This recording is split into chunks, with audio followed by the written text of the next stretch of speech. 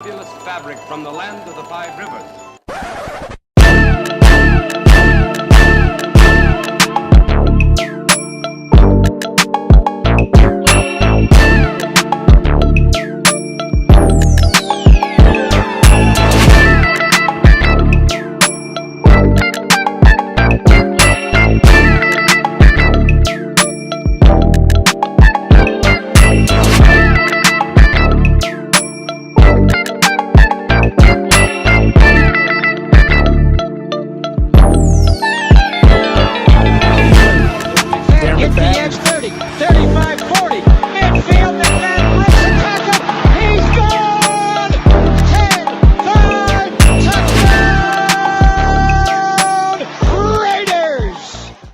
Years ago, when we came to Los Angeles, I really believed that the greatness of the Raiders would be in its future.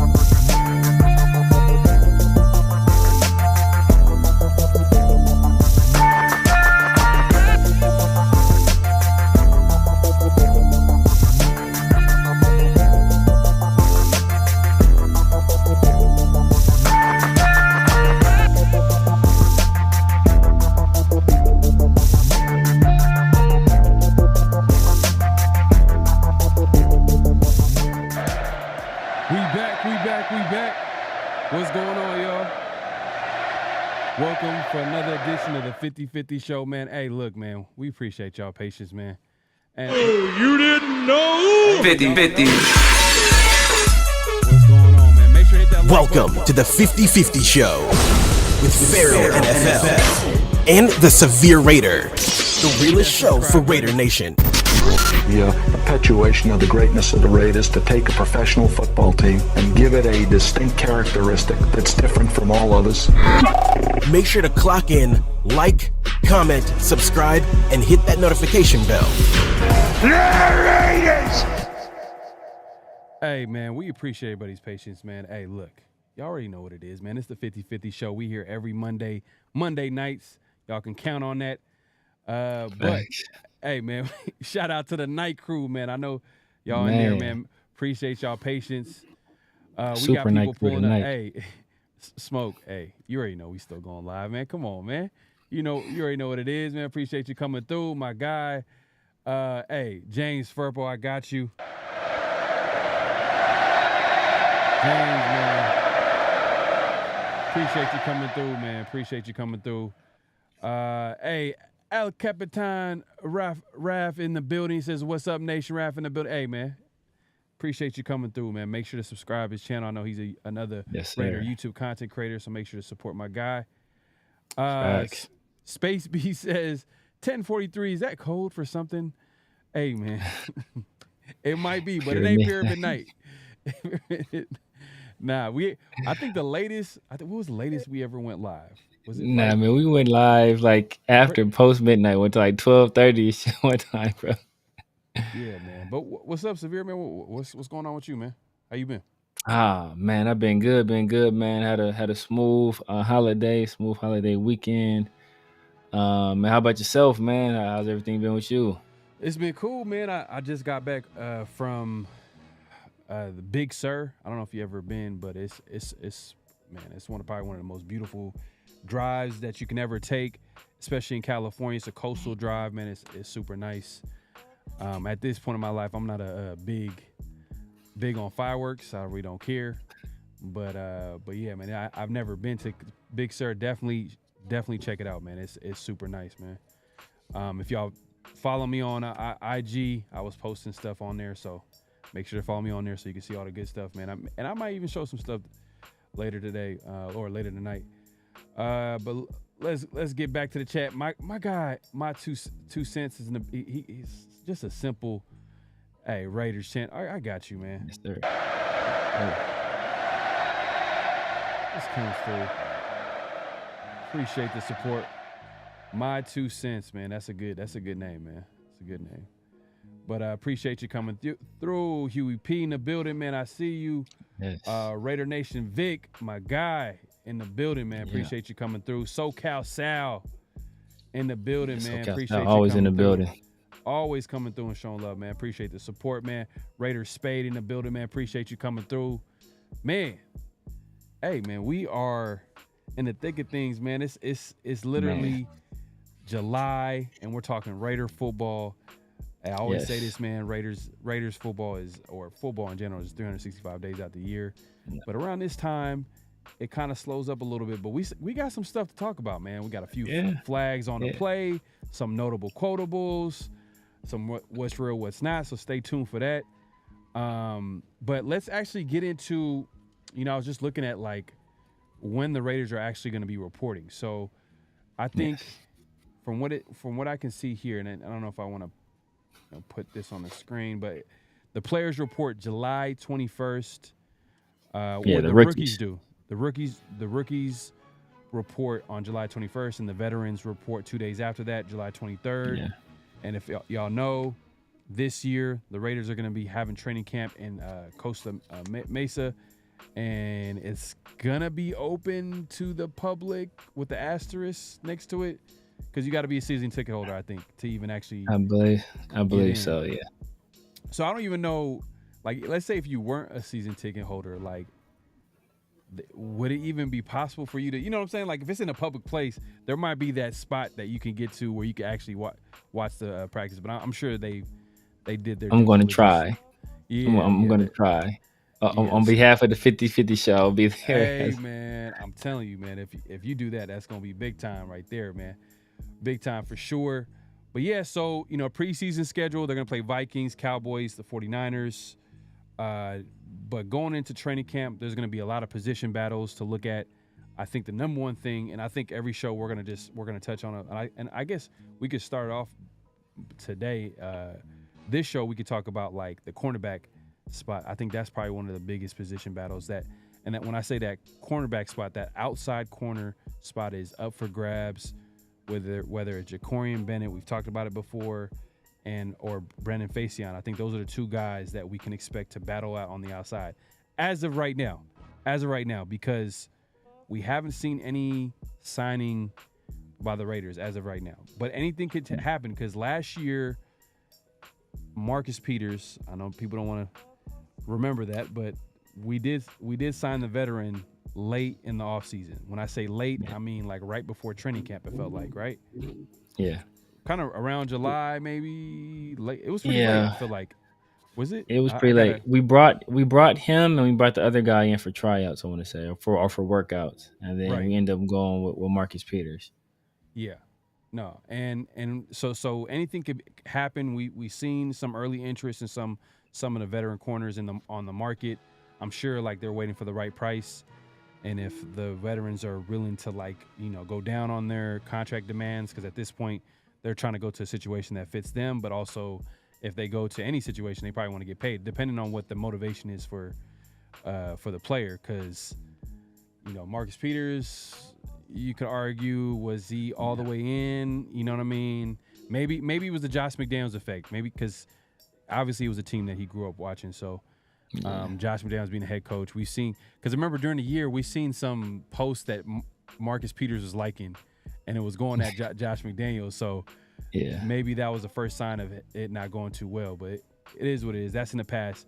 But as of right now, the outside corner spot to me is one of the biggest position battles, and that's something that we could keep an eye on. But what are your thoughts on that cornerback spot, man? I know we talked about it, but what are your thoughts on who might have an edge right now? Yeah, man. I mean, I think just about everybody that watches the channel, if you're new to this channel, everybody knows I was highly, highly in favor of drafting a cornerback in the first round, especially since, we would have had an opportunity to trade back and get a guy. That's what I really wanted to do. Right now, I think it's much like the quarterback situation and Aiden statue. It's much like the quarterback situation, whereas you have a young guy kind of in their second year. They showed some flashes last year. Then you have like an older guy, a little bit more established, maybe not quite the same upside, but you know what, maybe a steady hand at that position. And I think that the Raiders, and that's Brandon Facyson. Obviously, the former was Jacorian Bennett. I think all things being equal, the Raiders would prefer Jacorian Bennett take the leap and take over the reins of that job. If for nothing else, then he's a young guy with some upside, a little bit more athletic. So I think that's what they would prefer. But they kept Brandon Facyson around last year for a reason. And, whether that be quality depth or maybe that be potential future starter, we don't know that as of yet. But I think this is going to be a knockdown, drag out battle, and may the best man win. But I think the Raiders would prefer to be Bennett. But just like I think some of the stuff he's lacking at the position, I think you rather have a guy that does less harm than a guy that makes more plays, if that makes sense, especially in this kind of defense. So I think they may end up, if they see that Brandon Facyson is a guy that's a little bit more steady, maybe not the same ball production, but he's a guy that's very technical, not going to get beat. If that's the case, then I think he'll end up being the guy that takes over the job. I think, to be fair though, I think the Raiders would want for Jacorian Bennett to take that spot. Yeah, because he's the younger player. You have him on a cheap contract. A guy like Brandon Facyson, you made a point that they brought him back, but I think he initially signed like a 2-year deal. So, but that was the previous regime, and we know what happened when Telesco came, and he started looking at some of the former players that he had on the roster that he end up cutting, and we were kind of looking at Brandon Facyson. Maybe he was going to be one of those guys that, and who I'm talking about is actually, I think early Gary on, Tillery and DJ Fluker. Yeah, both were like former Charger players. Telesco comes over, instantly cuts him. And I thought Tillery probably played his best football as a Raider.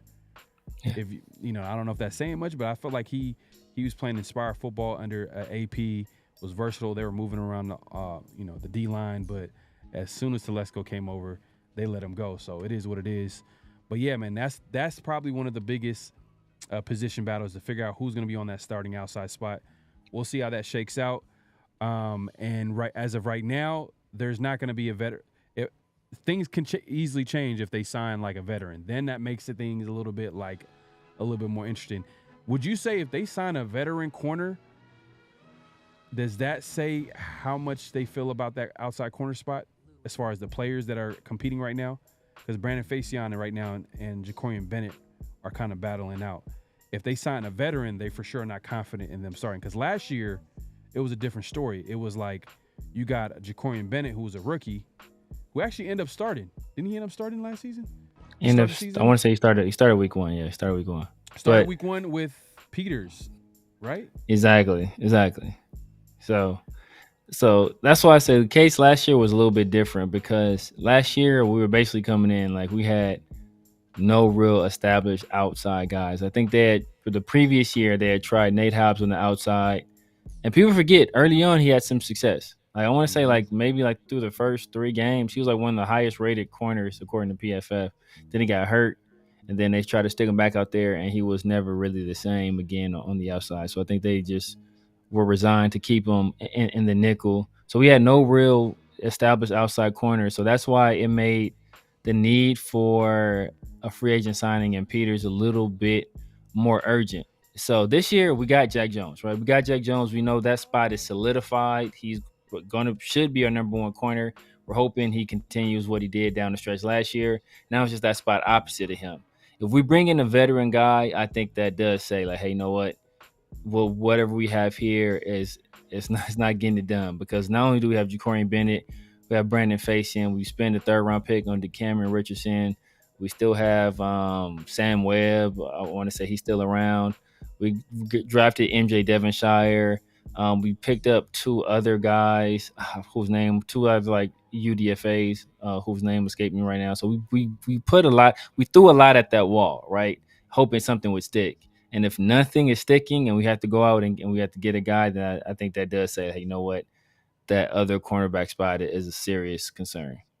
Yeah, no, and it's funny too, and Alex says Gilmore about the only guy worth signing for the Raiders at this point for the right price, if he comes in for the right price. But I think at this point, I'm not sure if he comes to the Raiders. It's just the motivation might not be there because he might want to get paid, and he probably might think other offers might be better. He might want to go back home.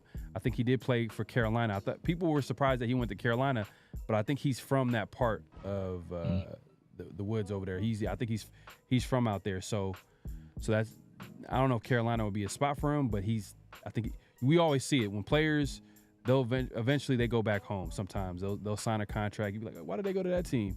Oh, it's because he's from the area. He's closer to home. So I don't know if the Raiders would be a fit, because there's been a few times, and we've talked about this, the night shift, the night crew, y'all brought this up before. How many times has Gilmore had a chance to sign with the Raiders and he passed? So, at this point, hey, man, it's all good. We don't want to sign y'all, man. We don't want to sign someone who don't want to be here. Yeah, at the end of the Gilmore day, is the cornerback equivalent of Ndamukong Suh, where it's like every year, we're going to get Suh. And then it's never happened. Yeah. He's just going to the highest bidder or whatever he circled in his on his board as the team that he wants to go to. But it is what it is. But I'm not as concerned about the corner spot for some reason. I'm just looking at this D line, man. I'm just like, and someone in the chat said, look, Raider Nation Vic, I posted this earlier. He said D line will make our secondary better. Facts. No, facts. 100%, man. And hopefully Jack Jones can capitalize on the season that he had. Well, not the season. He got signed when did he get signed? It was late in the season, right? He got cut by the Patriots. Yeah, we picked him up off what waivers. Game was it the Giants game that he came on? Which game was it that he was his first game as a Raider? I'm gonna try to look that up. Y'all, I don't recall. This is just the Giants or the I don't recall. Let me see. I'm trying to remember. When was Jack Jones' first game as a Raider, man? I know the chat help us out here. It was later in the season, but I think it was later in the season. So, It had to be around the time.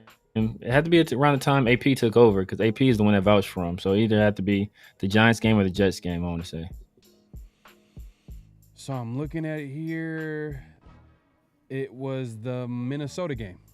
The Minnesota game was his first one. Okay. Yeah. He might have got picked up before then, but Minnesota game is when they have him on the stat sheet. Okay. So Minnesota game, and he played, obviously, that Chargers game. Man, he hit the ground running. No, that's crazy. Just to put that in perspective, like his first game was against Minnesota. The Raiders lose 3-0, right? Then he plays that Chargers game. We remember that pick six, that crazy pick six that he had. Yeah. And then the following week, another pick six that he had on Patrick Mahomes. Yeah. Man, and he finished the season strong for the Raiders. So hopefully he can capitalize and then just like my guy Raider Nation Vic says, hey, that D line, man, if they bring that pressure, it's gonna make that much easier for the secondary. Let's get into the chat. Oh man, 415 man. Oh hell, King Niner. Oh man, come on, bro. He's a Raider fan, bro. We already know he's a Raiders fan, bro. Come on, man. You just admit it. Just admit he's it. a Raider fan, bro. Yeah, he's a Raiders fan. Just it's all good, bro. It's all good. It's cool, man. No, fact. Raiders Rebel in the building, man. Appreciate you coming through. He says, if they go sign a vet, that takes away a roster spot from one of the young studs. In my opinion, can we have a couple? Yeah. I mean, and they kind of drafted a couple of players like Zamir mentioned too as well. So they might want to give them an opportunity. And just like Jacoin, they might be comfortable. And if they're comfortable with that, hey, I'm good. Like, because at the end of the day, I don't think we're depending on secondary to play great football. We just need them to play solid, decent. Because I think the strength of this team or strength of this defense is definitely going to be that D line. So, man, D's on the beat. Says Raider family, man. Appreciate you coming through, man. Hey, man, appreciate all. Hey, make sure, man, if you just joining us, make sure to clock in, hit that like button, hit that subscribe and all that and that notification. We're going live on both our channels, so if you're not subscribed to both, make sure to do so. And hit the like button, hit the subscribe button, because we're going to keep coming back and doing this, man. We appreciate the support. But let's not waste any time, man. Let's actually get into, hey, man, Severe's favorite segment, man, right here, man.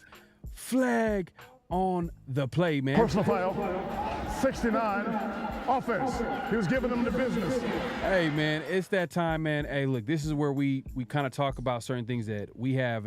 We got to call a flag on it. We have an issue with it. It could be Raider related. It could be anything that's going on around football. And to be honest with you, we can open it up and talk about anything else too that we have an issue with. But we're gonna stick to football right now. And one of the biggest flags was the Panthers owner, and we don't know. This is just speculation at the end of the day, but the internet is crazy. The internet is crazy, but let me go ahead and share this. But there was a trending topic here, and Nicole Tepper, wife of Panthers owner David, was being asked for her input on draft picks during the draft. Man, crazy. Look, I'm not gonna lie. Like, as a Raider fan, we've seen all types of dysfunction, but we've never seen that. We've never seen. At all. Come on, man. Like, she's actually in, and I'm going to go ahead and play this clip here. And it's a short clip. But it's just, I don't know why. It just doesn't seem like a good look that she's talking about her favorite player. But let me go ahead and play this clip here. And y'all be the judge. It's just it's a really short clip. And let's see here. Boom. Let's see. Boom. He's like, would you trade up for the guy that I like? I said, yeah. So y'all, if y'all can hear, I mean, it's hard to hear a little bit, but from the text is kind of cut off. But what she's saying, she's talking probably to an exec on the team, and she's like, he's like, would you trade up for a guy that I like? I don't know. It doesn't. I don't know if it seems right that she's talking about the player that she likes. That means, and the thing is, she's in that room, and I feel like she probably holds a lot of power because she's the owner's wife. And if she's in that room and she's talking to these guys that make decisions for the football team, I'm sure they're like, well, in order to keep our job, we got to make sure we get the player that they want. But what were your first thoughts when you first seen this trending topic also on the internet, man? Yeah, my first thoughts is that's how you end up with Bryce Young instead of CJ Stroud. That's how you end up with Bryce Young instead of CJ Stroud, like that, bro. Man. It's like, but it's like, I have mixed feelings about it, man, just because at the end of the day, even though she is the wife, all that stuff is community property, man. So technically she owns the team too, for the time being. So, it's if she wants to do like if she has a guy that she likes for whatever reason, maybe she likes his hair, he has a cool name or something like that. She wants to trade it, maybe that's, hey, Like, let her do that. That is one less team in front of us we have to worry about making good decisions. You feel me? So let her do her thing, man. Let her do her thing. Let her have input on all of these picks. Smoke. So it was the Giants game. That's what I thought. It was the Giants game, but he wasn't on the stat sheet, so I guess we weren't able to say that. So it might have been the Giants game. Maybe didn't play. Maybe he didn't play. Yeah, he didn't play.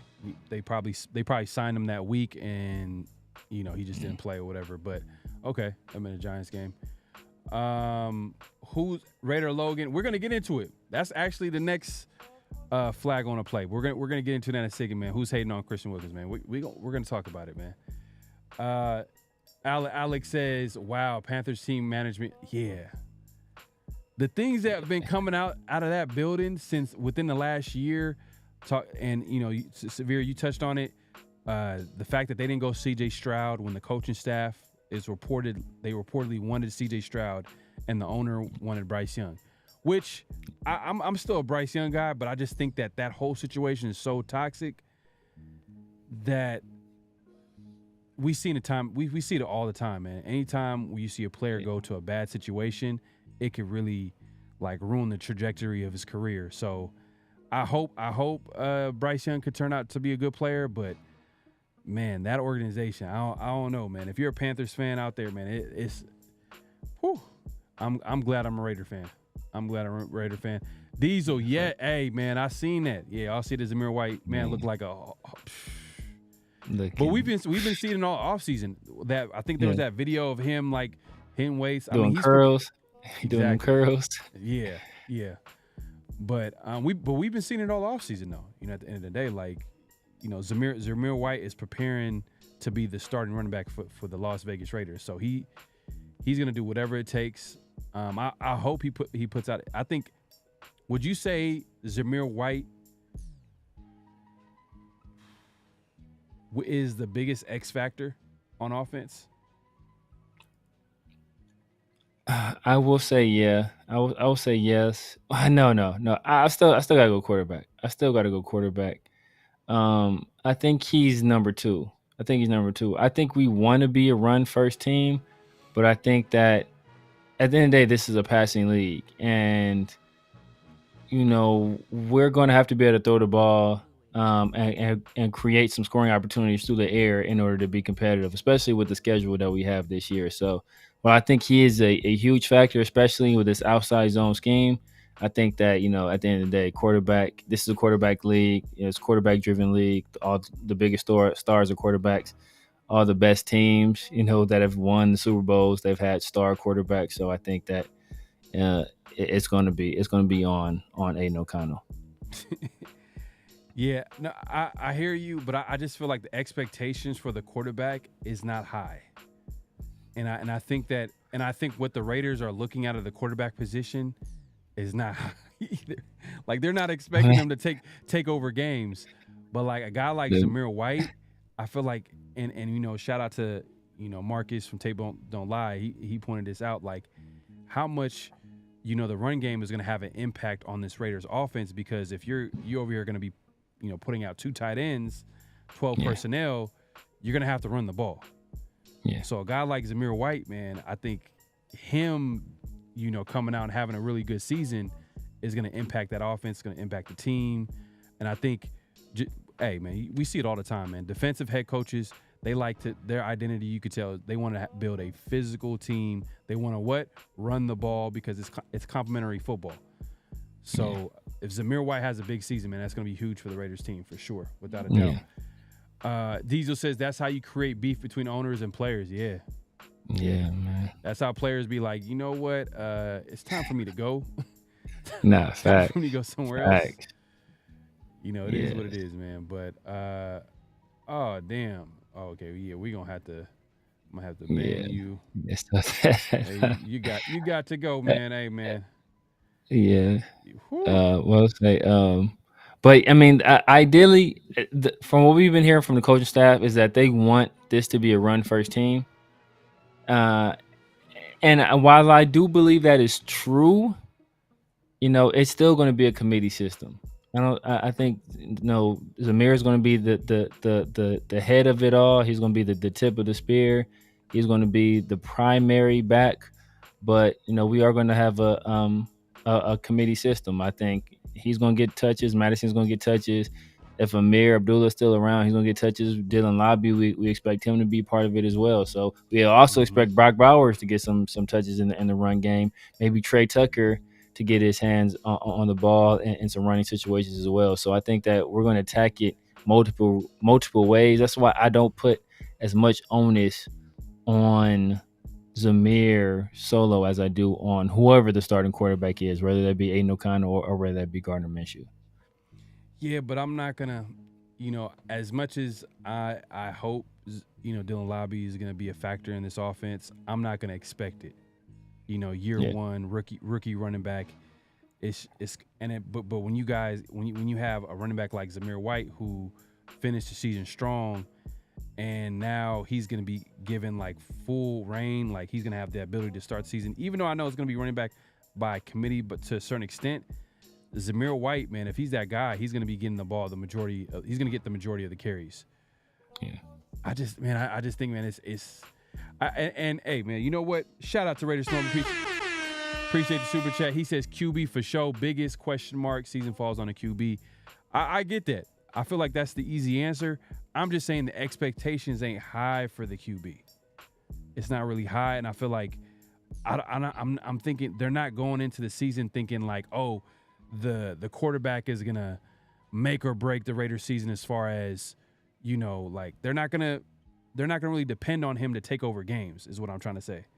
So they're gonna be managing the games. So in order to if you're gonna want your quarterback to manage the game, you definitely want to have a run game, and that starts with Zamir White.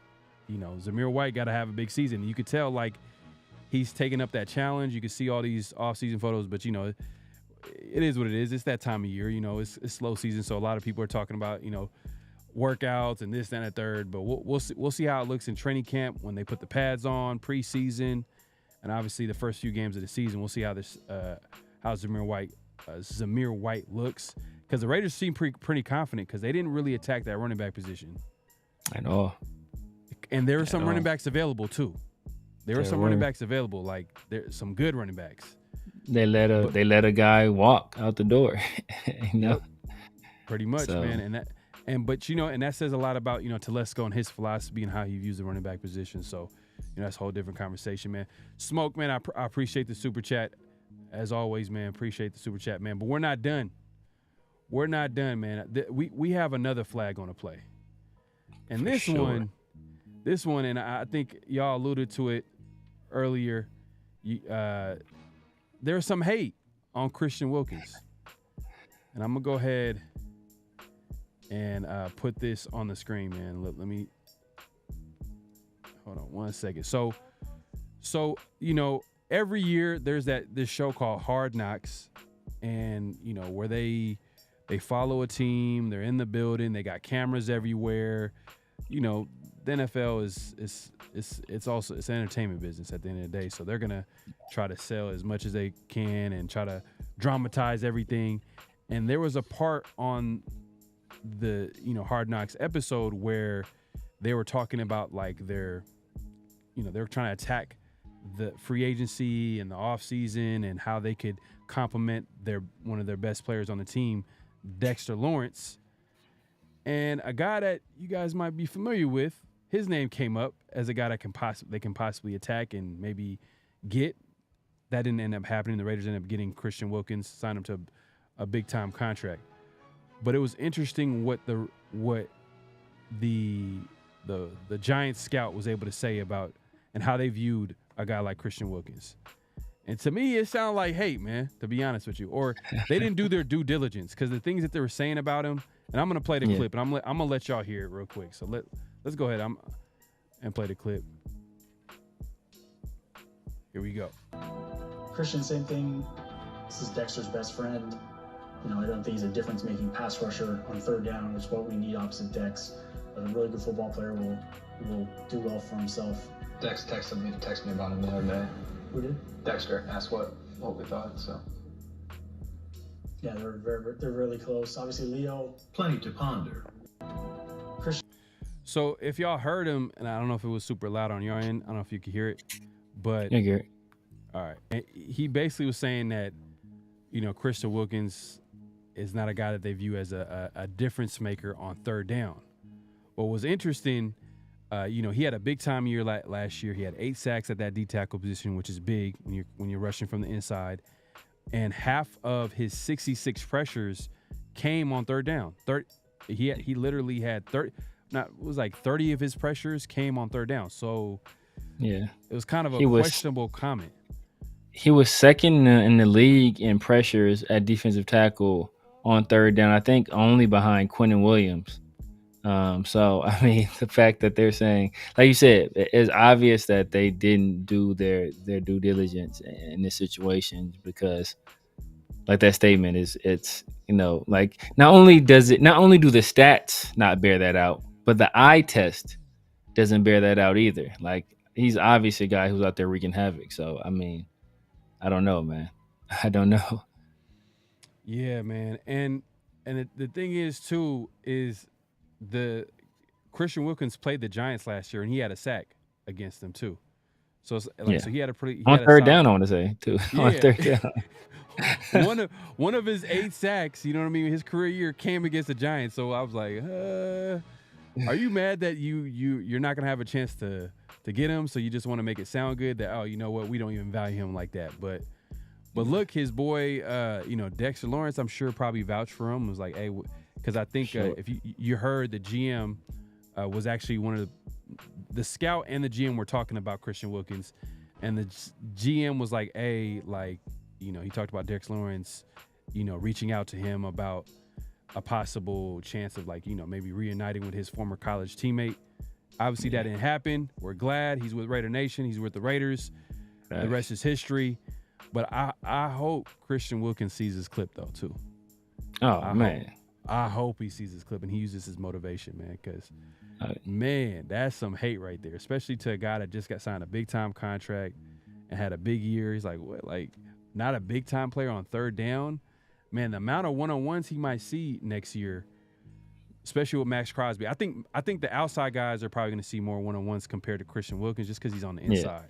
Yeah, exactly. It's just that's just what it is. But man, that's a flag on a play, man. Look, hey, at the end of the day, like, we got to call it how we see it.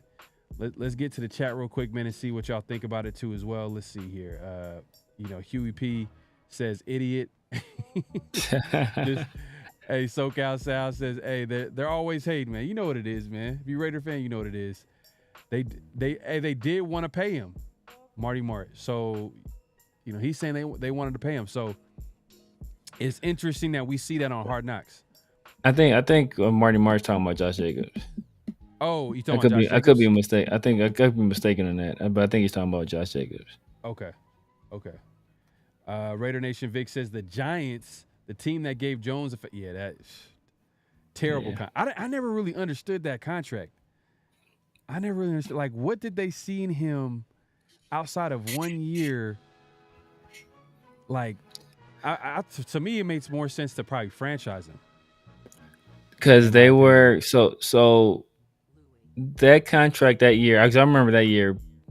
I remember what happened that year. So Daniel Jones goes not crazy, but he has a good year. He leads them to the playoffs. They have to make a decision, right? Because they have to make a decision between him and between Saquon. So they decided to sign him, and then so they would have the franchise tag available so they can franchise Saquon. So that's essentially what happened with them. So they chose to bet on the quarterback over the running back. Aiden Statue O'Connell says Chris Rossetti said that, and he was a scout for the Dolphins for 5 years. Think he was just trying to save face for the Dolphins for letting him walk. Interesting. Hey, man.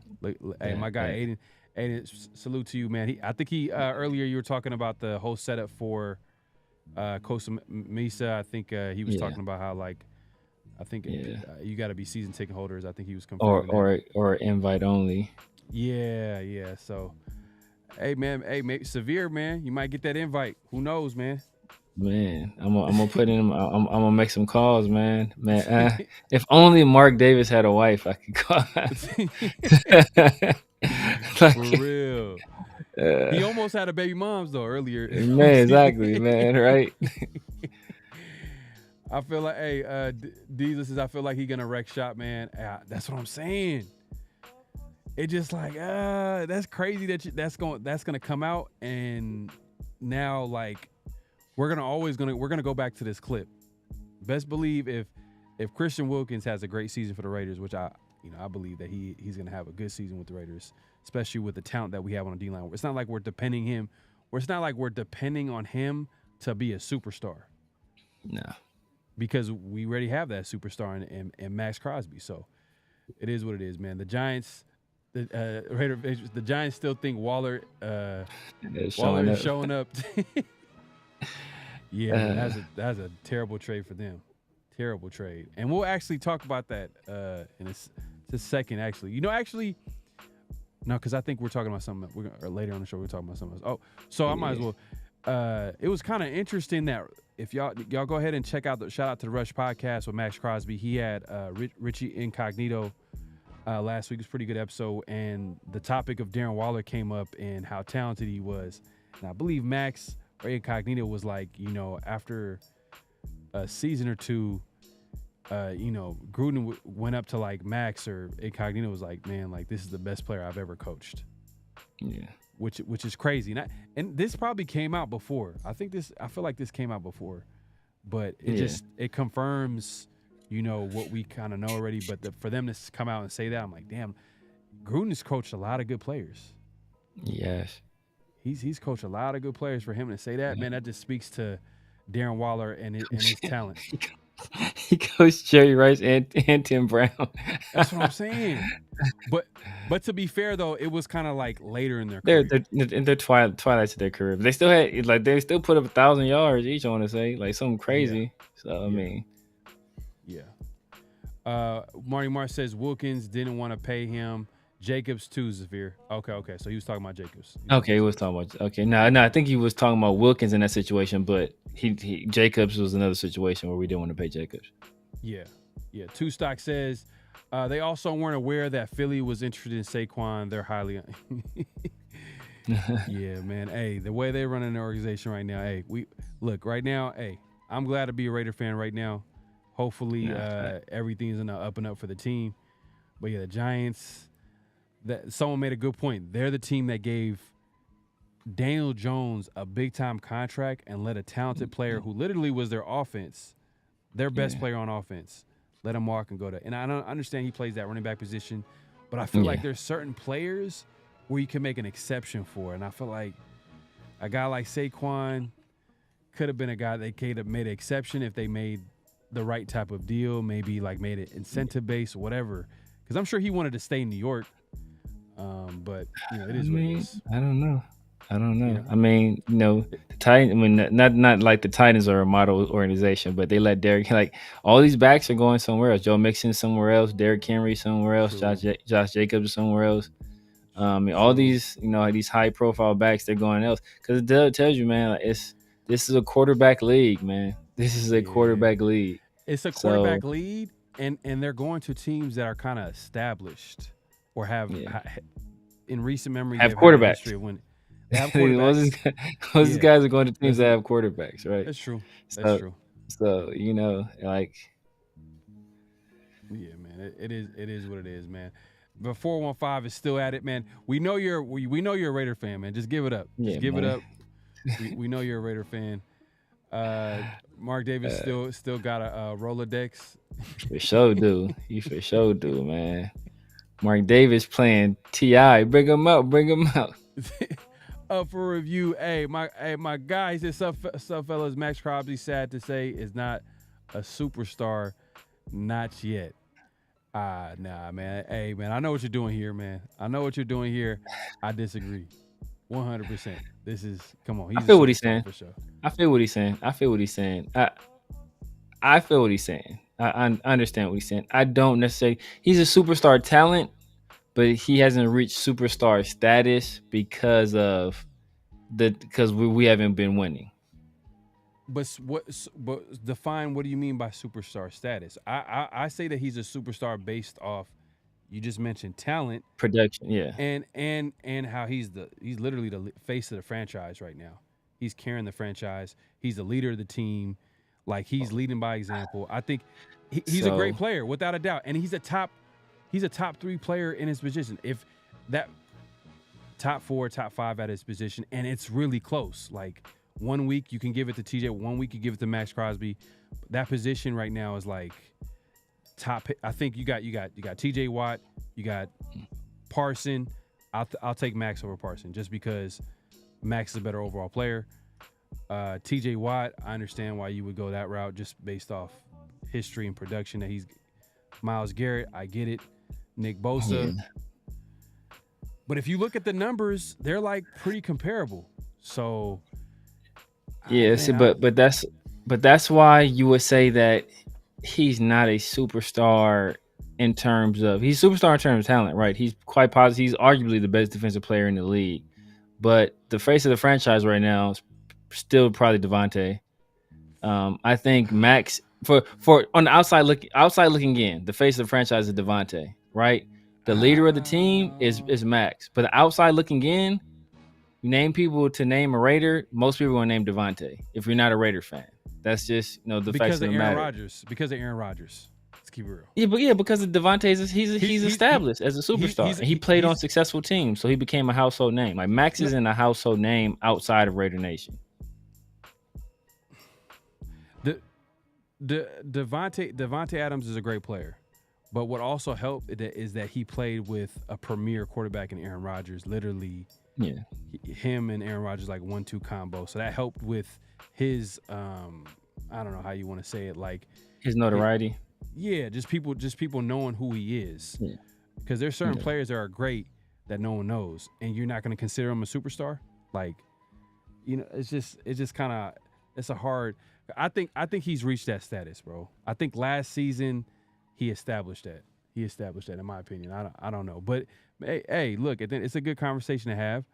I already know what you're trying to do, man. You're trying to debate here, but Aiden Statue O'Connell says Incognito love that dude, but he is nuts. Not sure how he avoided prison or pat his cell. But would you want that in your offensive guard? I think a lot of people would want that. They would want that type of crazy as an offensive guard. You know what I mean? Because you want them to be physical. You want to be tough. Let me get through here, man. Man, we got people coming through, man. All eyes on G, man. Appreciate you coming through. Barkley made a good choice leaving the Giants. Facts, Alec. Yeah, I mean, hey, they're all going to established teams. The Eagles, man, they just every year super talented. It seems like they got so much talent. Raiders solo, and that's a crazy. How did you do that? Like, how did you? Man, that's a crazy name right there. How you did the little text. That's crazy. Hate to say it, but we are literally a QB away from going to the Super Bowl. I really hope AOC Minshew. Yeah, and you know what? Let me know if this is a flag on a play. We weren't going to talk about this, but there was a recent article on Bleacher Report where they named teams that they've picked out and said that need to tank based off their situation, and the Raiders were one of those teams. And the biggest thing that they were saying about the Raiders is the fact that the QB, their franchise QB, is not on the roster. You got a bridge QB in Minshew, then you got AOC, who, his ceiling and the expectations are not really high. Look, that's crazy to say. That's crazy to even say tanking at this point in the offseason. I don't believe in that. I don't think coaches and players are going to go into the season talking about. But he's saying that maybe a guy like Telesco will make some moves to, But I don't think Telesco was hired to do something like that. I don't think Telesco was hired with the expectations that he was going to be able to build a winner in the Raiders. And they're trying to win now. Because if you think about it, a lot of their moves kind of are like centered around like winning now. The last two offseasons, I don't think. Would you say the Raiders are rebuilding right now? I don't think so. I don't believe so. Yeah, I don't. Even though you would probably want them to possibly rebuild, some people might say, "Oh, they need to rebuild because whatever X, Y, and Z." Based off the moves that they made, I just don't feel like when you hand a 4-year, $100-something million contract to Christian Wilkins. That's not a rebuild type of move. Like, if Devontae still being here, that's not a rebuild. Like, like if you're trying to rebuild, the first thing you do is probably trade Devontae. Like, he's an older. Devontae doesn't match up with that timeline of a rebuild, right? Maxx, you can justify paying Maxx because Maxx is still in his, he's still like not even fully in his prime yet. So you can justify, hey, we can give this guy his money, and in 4 years he's still going to be a very good player. In 4 years, Devontae is going to be, on the decline. So you can justify trading Devontae, saying, hey, what, pick up these assets and go young, and then try to build that way. So the fact that we pay Christian Wilkins and we're still paying Devontae, it lets me know that, hey, what, they're in the pursuit of winning now. Do I think they're gonna like magically have some crazy playoff run this year? Barring a miracle from AOC or Minshew, probably not. But we put ourselves in prime position next year to do something, and hopefully, if it's one of those guys at quarterback, they take a leap next year. Or we can make some moves up in the first where we're just a quarterback away, then you can get kind of aggressive in the draft and move up and get a guy. Yeah, Ray Love, that late night crew facts. Make sure to hit that like button, hit that subscribe button, hit that notification bell. We are going live on both our channels. So if you're not subscribed to both channels, make sure to subscribe. I'm right there at 5, right there around the corner from 5K. So I appreciate the support. If you haven't subscribed to the channel, make sure to subscribe. And my guy, Severe, man, make sure to subscribe to his channel, like the video, hit the notification bell, all that good stuff. We appreciate the support. It's a good question. And Huey P says his production alone speaks volumes. So I'm assuming that you're speaking about Maxx, 2-time second team All-Pro, 3-time Pro Bowler. I think, so when you say that he's not a superstar, are you saying on how the league views him based off the Raiders not winning? So he just needs to win, and then he's a superstar. Exactly. So it's not anything to do with talent or production. It has everything to do with how he's perceived writ large, right? People who are football fans, they know of Maxx Crosby. They know he's a good player, but I don't think they hold him in the same regard as Raider fans do. They love him, like, oh, Maxx, he's a good player. But I think once we establish ourselves as a good team, that he'll start getting the recognition that he deserves as, one of the best defensive players in the league, if not the best defensive player in the league. So I don't think he's there yet. I think guys like Nick Bosa gets that love. Michael Parsons gets that love. Myles Garrett gets that love. Maxx Crosby doesn't get that love from the majority of the fan bases around the league. I think we're in the Raiders bubble, so we're like, oh yeah, man, all these guys these guys over here, they speak highly of Maxx, and I know some guys that. But if you ask the average fan, NFL fan, that who's the top 5 best defensive players in the league, they probably don't name Maxx Crosby, and they should. He should be, if not the first name on the list, like one of the first 2 or 3. But look, all right, Myles Garrett. I think he's like a popular name as a guy that's probably the best, pass rusher in the league, right? You see him come up on the top of a lot of lists for best pass rushers, right? But have the Browns made the playoffs how many times in his career? Maybe just once. But I think the difference is that Myles Garrett was the number 1 overall pick. So that's where there's a difference. There you go. So it's a little bit of bias right there. Yeah, it's a little bias right there. But just to change the topic real quick, Raider Nation Vic says, "What is a successful year for AOC?" I don't know. I mean, look, the way some of these Raider fans be talking about him, I just be like, if this dude don't come out and put up like a Pro Bowl season, it's a disappointment. Like I'm not expecting a crazy year from Aiden O'Connell, man. I'm expecting, 20-some touchdowns. Low teens interceptions, hopefully like 11, 12-ish interceptions, somewhere between 3,500 and 4,000 yards, hopefully like in that range. Like that's what I'm expecting. Anything above that, I'm gravy with. I think with this defense, that'll get the job done. But you know, I don't know. But some of these people, like you talk to, like this anecdotal, but I talk to some people and they're like, oh my god, like Aiden O'Connell, he's about to take the league by storm. And I'm like, yo man, pump your brakes, pump your brakes. You know. Yeah, I think I kind of agree with you with the 20-something touchdowns. Maybe if he throws under 10 interceptions, that's a huge win. But I think probably 10 plus interceptions, maybe 12 or 13, and then he gets up there in the 20 to 20. That's solid. I mean, because look, at the end of the day, I'm not looking for him to be like I said this. We can't go into the expectation and if he does carry some Raider wins, oh, that's a huge plus. But I don't think the expectations is that, oh, Aiden O'Connell is going to be an MVP caliber quarterback. Nah, that's not the expectation. So I think, and that goes back to my original point earlier. I think Zamir White is the biggest. Telling you right now, that is what I'm hoping. I hope that we can get a big season out of him. And what a big season out of Zamir White should be the question. What is a successful year out of Zamir White? I think that's a better question. What does a successful year look like for Zamir White? And I think for Zamir, if we can get, 1,200 yards, 10 plus touchdowns, whoo, that's big time. That's good. I think that's good. Big time.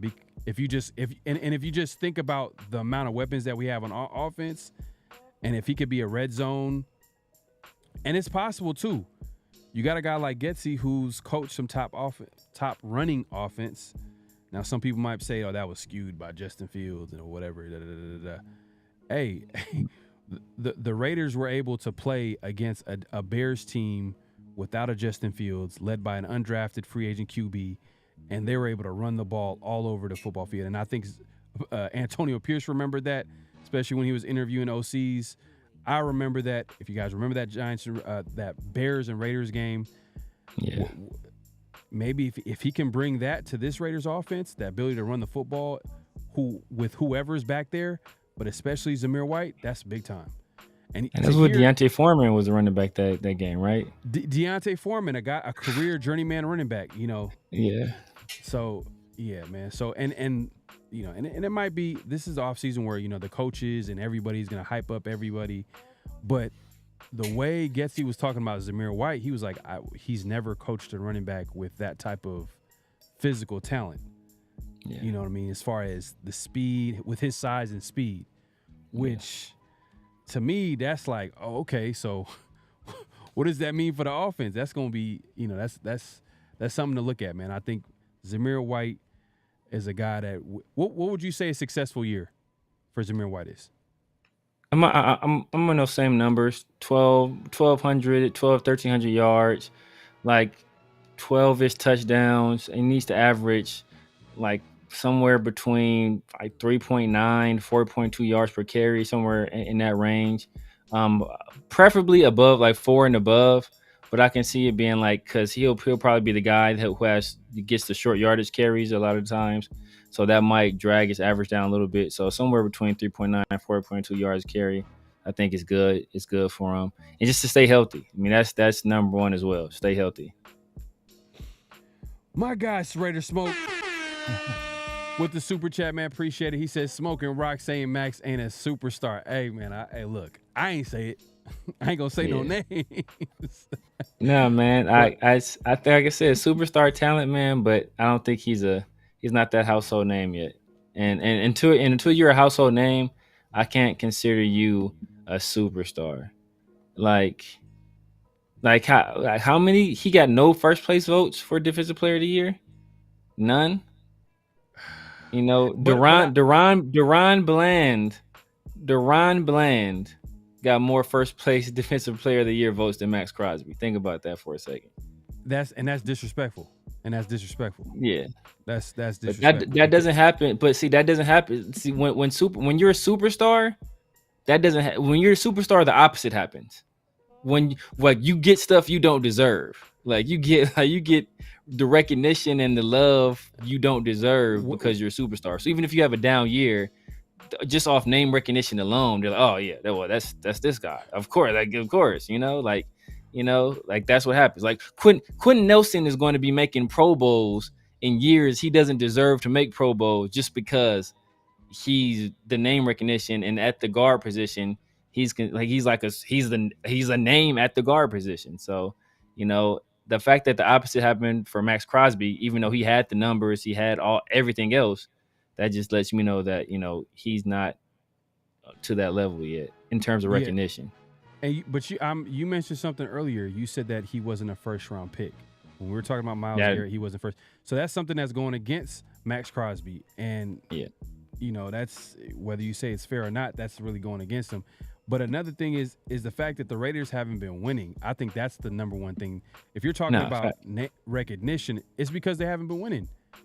And if they win, then Max is going to get the accolades. And I think Max even said on his podcast, I think, or interviews, they talked about like the recognition and how winning is a big part of getting all these awards and all that type of stuff. So, hey, look, I'm just saying, man, I think Max, in my opinion, is a superstar.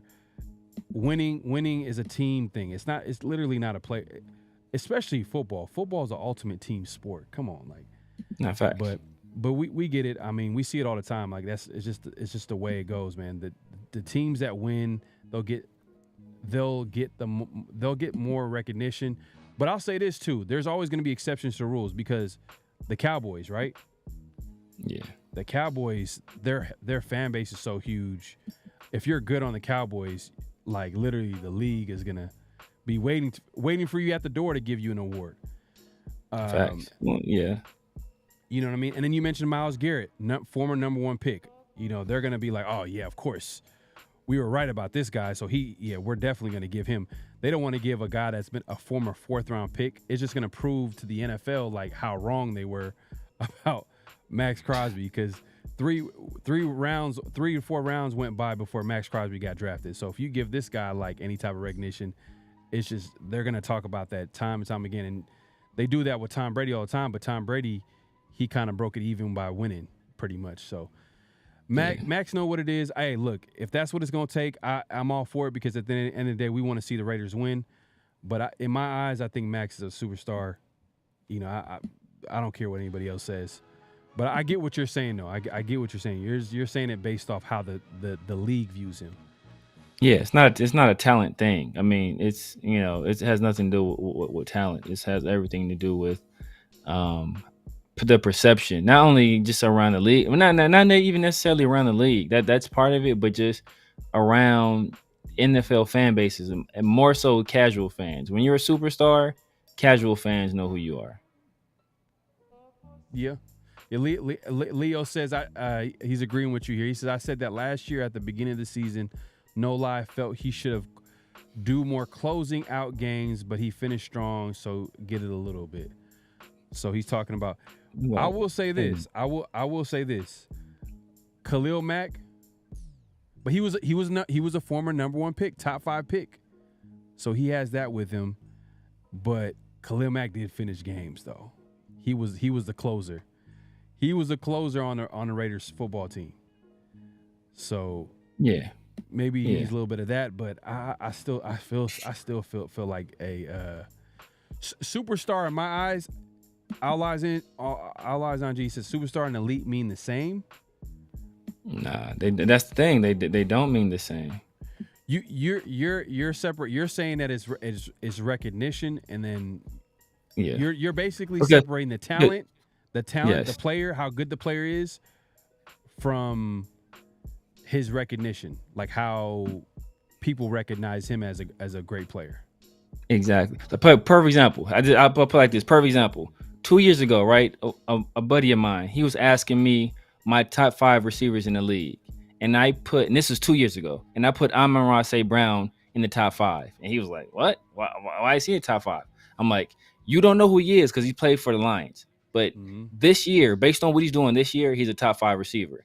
Now Amon-Ra St. Brown, he's not quite a superstar yet, but he's getting up there. So now people like know who he is, and he's on his way to being a superstar. He's still one of the best receivers in the league, but a lot of people didn't know who he was because he played for the Lions. And now, because the Lions have had that success, people know who he is now. And now, you know, I think isn't he featured on that show, Receivers or something like that? Hey man, my bad. I just seen something that was hella funny. It's some wild stuff. Man, I've been reading the chat. There's some wild stuff going on in the chat right now, man. It's some wild stuff going on in the chat. Aiden says Bleacher Report owner eats pizza on YouTube for a living. Can't be taken too seriously. Yeah, man. Now, I don't know, man. I'm talking about the one guy. Yeah, he does go around. Matter of fact, he does do that. He does go around. Hey man, he put me up on a few spots, man. If I ever go back east, I'm gonna check out some of those spots, man. He be. But going back to the superstar, I get what you're saying. If you're separating it, okay, maybe he's not recognized, but he's still top. Like if you look at, like I can go, you know what? PFF, right? PFF had they have like a little top 32 players at their position, and I'm gonna go pull it up real quick. And I know PFF is just one source. I mean, there's other places. I think CBS Sports also had like a ranking system on players. So if I go to PFF real quick, I'm sure I could pull this up. And let's see where they ranked Maxx Crosby, because this is how other people view him as a player, right? So this is what you're talking about, the recognition, right? So let's see where he's at, because you're saying how the league views him, they don't view him as a superstar yet. So I'm gonna see how. No, I'm talking about the fan, like casual fan. Don't try to change it. No, that's what I said the whole time. I said casual fans. He's not a household name. So while we might respect him, people in league circles might respect him. Casual fans don't know Maxx Crosby. That's what I said before. If you ask a casual fan who was the 5 best defensive players in the league, Maxx Crosby may not get named, but he should be the first or the second person you name. Like perfect example. Look at jersey sales. Look at jersey sales, right? And they just like this something arbitrary, right? These are people who buy jersey. We know Raider Nation. He's overrepresented among Raider Nation, right? If I was going to buy one Raider jersey right now, the only player I would consider buying is Maxx Crosby. Maxx Crosby is probably not even in the top 25, 30 of jersey sales. You know, let me look that up. I'll look that up. But let's see here. Top 5. Well, it's kind of hard because he's a pass rusher. He plays a position I bet you Aiden Hutchinson is up there. I bet you Michael Parsons is up there. Top 5. Let's see, top 5 jersey sales. And top 5? Oh, top 5? They probably gonna be in the top 5. All Max got to do is just change his jersey number, and he's gonna be top 2. He gonna be top 2. Top jersey. Top. He got to pay out that bread. Top 5 NFL jerseys. He's not in top 5. I doubt any defensive players top. Maybe Michael Parsons might be top 5, but top 5 is gonna usually be quarterbacks. Yeah, it's quarterbacks. So it's like, come on, man, that's not even top 5. But I'm not saying top 5. I'm saying just look at top 20. Look at top 25. All right. Let's see. Aiden Hutchinson probably up there. Michael Parsons probably up there. Myles Garrett may be up there. All right. Okay. This is a good list. I'm gonna share this real quick. This is the year-end top 50 NFL players sales list from March 1st, 2023 to February 29th, 2024. All right. So let's see what this. I'm gonna go ahead and share this on the screen. Let me. Jason Kelce number 2. Come on, dog. Jason Kelce's number 2. Why is that? Okay. Man, Eagle that's wild. Fans, man, are crazy. That's wild, bro. That's wild. Eagle fans is crazy though. That's wild. Why is that? Like that? All right. Guess let me do it like that. All right. Y'all see it on the screen. All right. So number 1, Jalen Hurts. Number 2, as we can see on the screen, Jason Kelce. Number 3, Patrick Mahomes. I'm going to keep going. I'm not going to go through everybody's name on the list, but y'all can see it. Okay, Micah Parsons is probably the first defensive player on the list. But look, it's the Cowboys, man. Let's be honest, man. They do got a huge fan base. It's crazy. Yeah. Just look at it like just look at the numbers. The Cowboys are, the way these sports networks gear their like topics on their show are for the Cowboys for a reason, because they have a huge fan base. So this is not surprising. Yeah, they're the biggest fan base in the league, I'm sure. And he's a big personality on that team. He's super talented. We get it. But I think Maxx is a better overall player. You know what I mean? As a pass rusher, I can see why you might say maybe Micah might be more athletically gifted. But, I think Maxx is probably better against the run. I would agree. Look at Justin Jefferson. Look, there's not a lot defensive players. I don't think that's a good. Okay, Aiden Hutchinson. Aiden Hutchinson's there before him. 18, and they went to the NFC Championship game. Yeah, he's number 18. But that's my point. That's my point. The Raiders go to playoffs. I'm telling you right. You're making my point. You're making my point. All right, so 18. Look. Let's see. All right, Justin Herbert. 30. That's disgusting. 30. He's 30. 30. Oh, see, right. Guess who's right here, man. Damn, that's crazy. That's wild. That's crazy. Wild. But that's a quarterback, though. Man, quarterbacks always get that right. And look at Amon-Ra St. Brown right behind Devontae Adams. So as I said, he's a guy that 2 years ago nobody was going to buy his jersey. Now he's right behind Devontae Adams in jersey sales. So like I said, man, he's a superstar talent, but I don't think Mac Jones top 50. Mac Jones. That's top 50 though. That's top 50. I mean, I'd expect that. He was a starting quarterback for one of the more popular franchises in the league, so that's to be expected.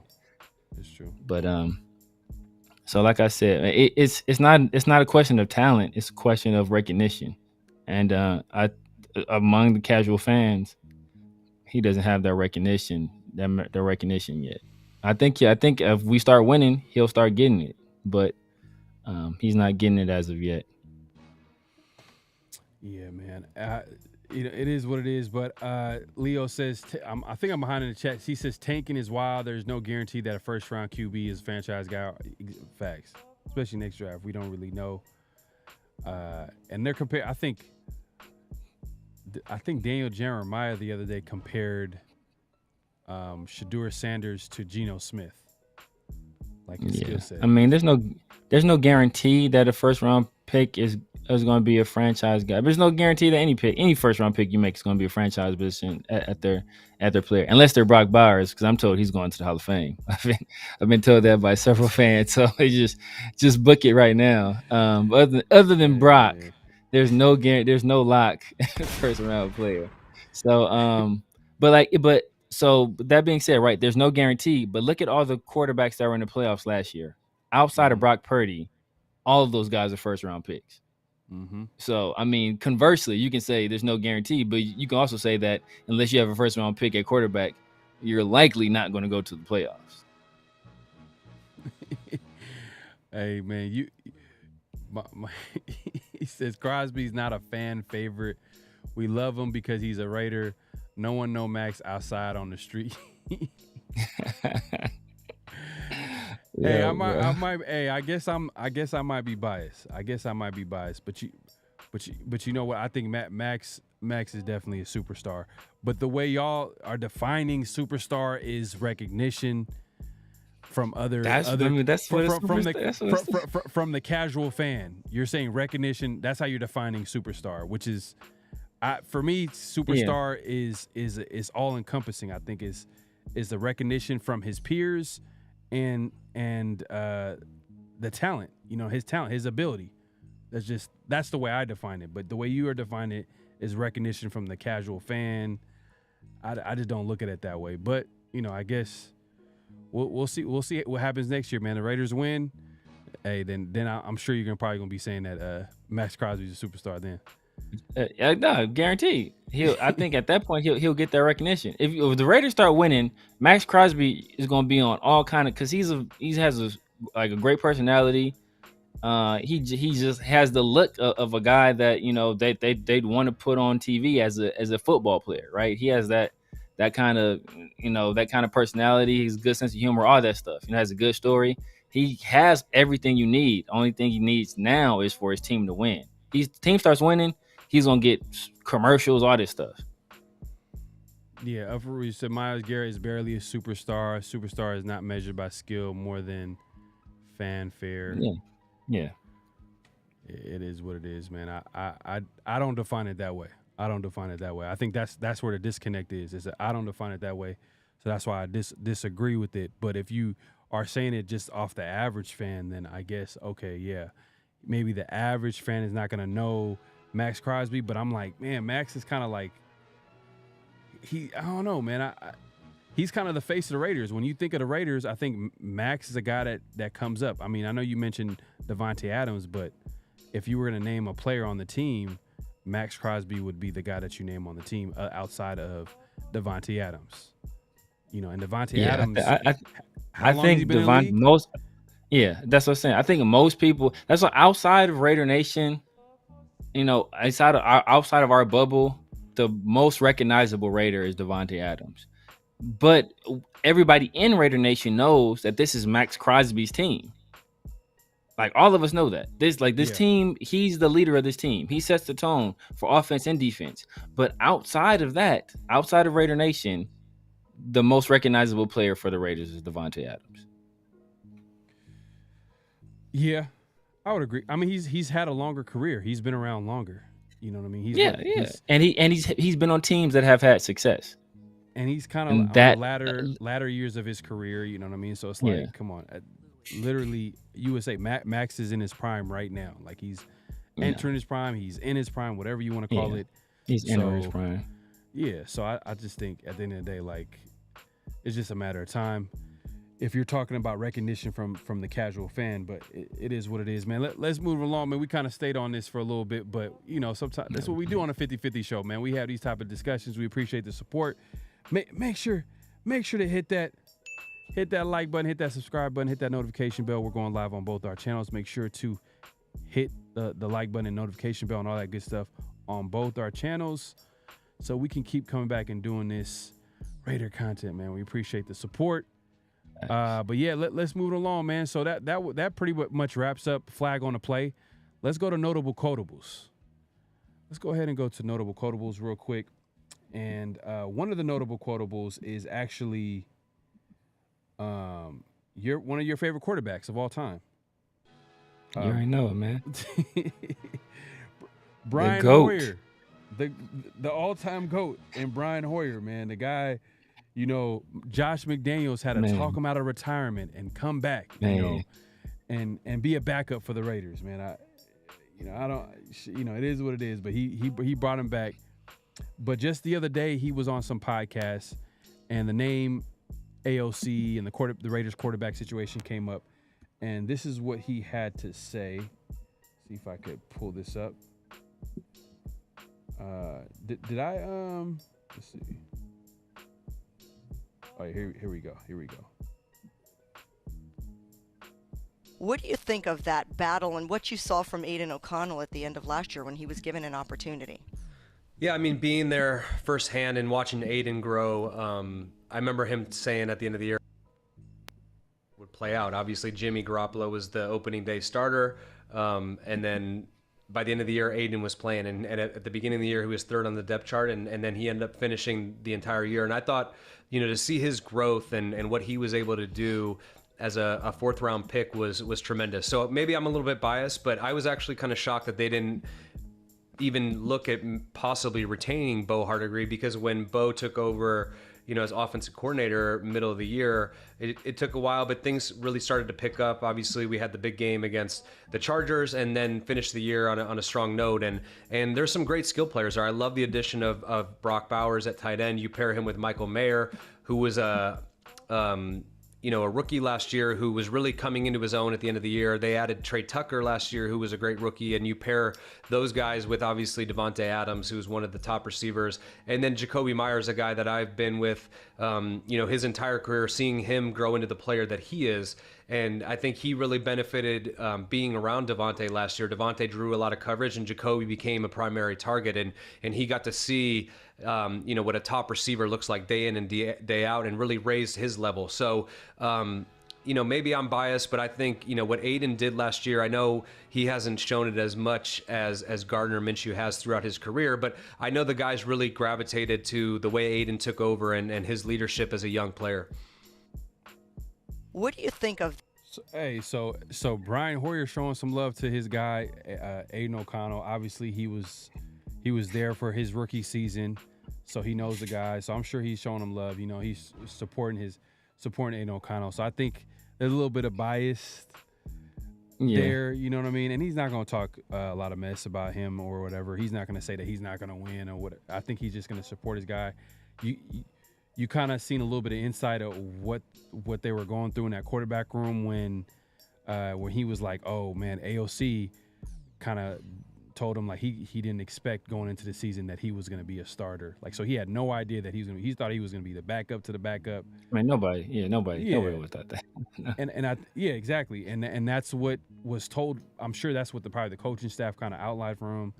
Like there was no plan for him to come in and play.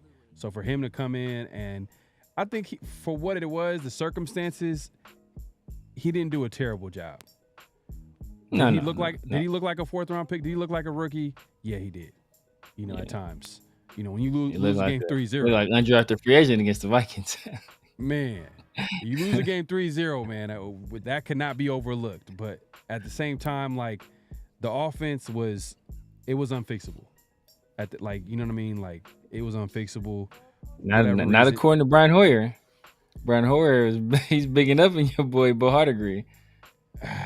Well, Bo didn't really have too much say in the offense. I mean, I know he came in and was able to call plays, but how much can you really affect the offense that was broken to begin with?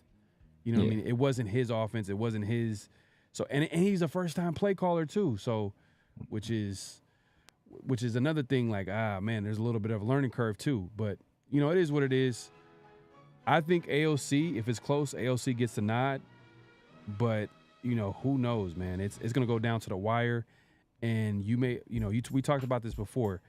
Minshew is a guy that's probably not gonna show up in the practice field.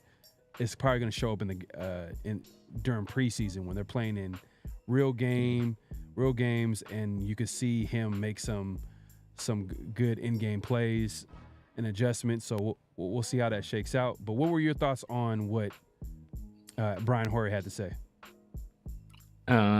First off, I wish people would have been able to see the visual on that, just because it looked like a cutscene from GTA. Like it looked fake as all get out. But I was rolling with Brian Hoyer until he brought up like, oh, the Raiders should have gave Bo Hardegree a chance, and I was like, oh, bro, everything you said, just you lost all credibility with that one.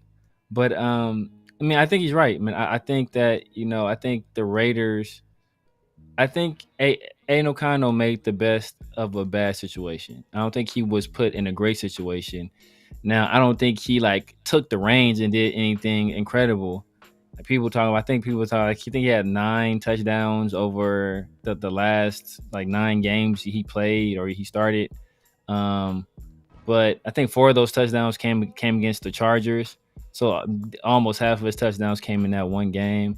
So, and then he had, of course, we all talk about the Vikings game. And then there was a Chiefs game where he went 3 quarters without completing the pass. So he was in a tough situation. I think that he's more mature than most rookies. He was 25 last year. He's about to be 26 when the season starts. So I think he has a certain level of maturity that allowed him to handle the stuff that maybe a younger guy wouldn't have been able to handle, because he's already an older guy who's played a whole bunch of football. So I think that was to his benefit.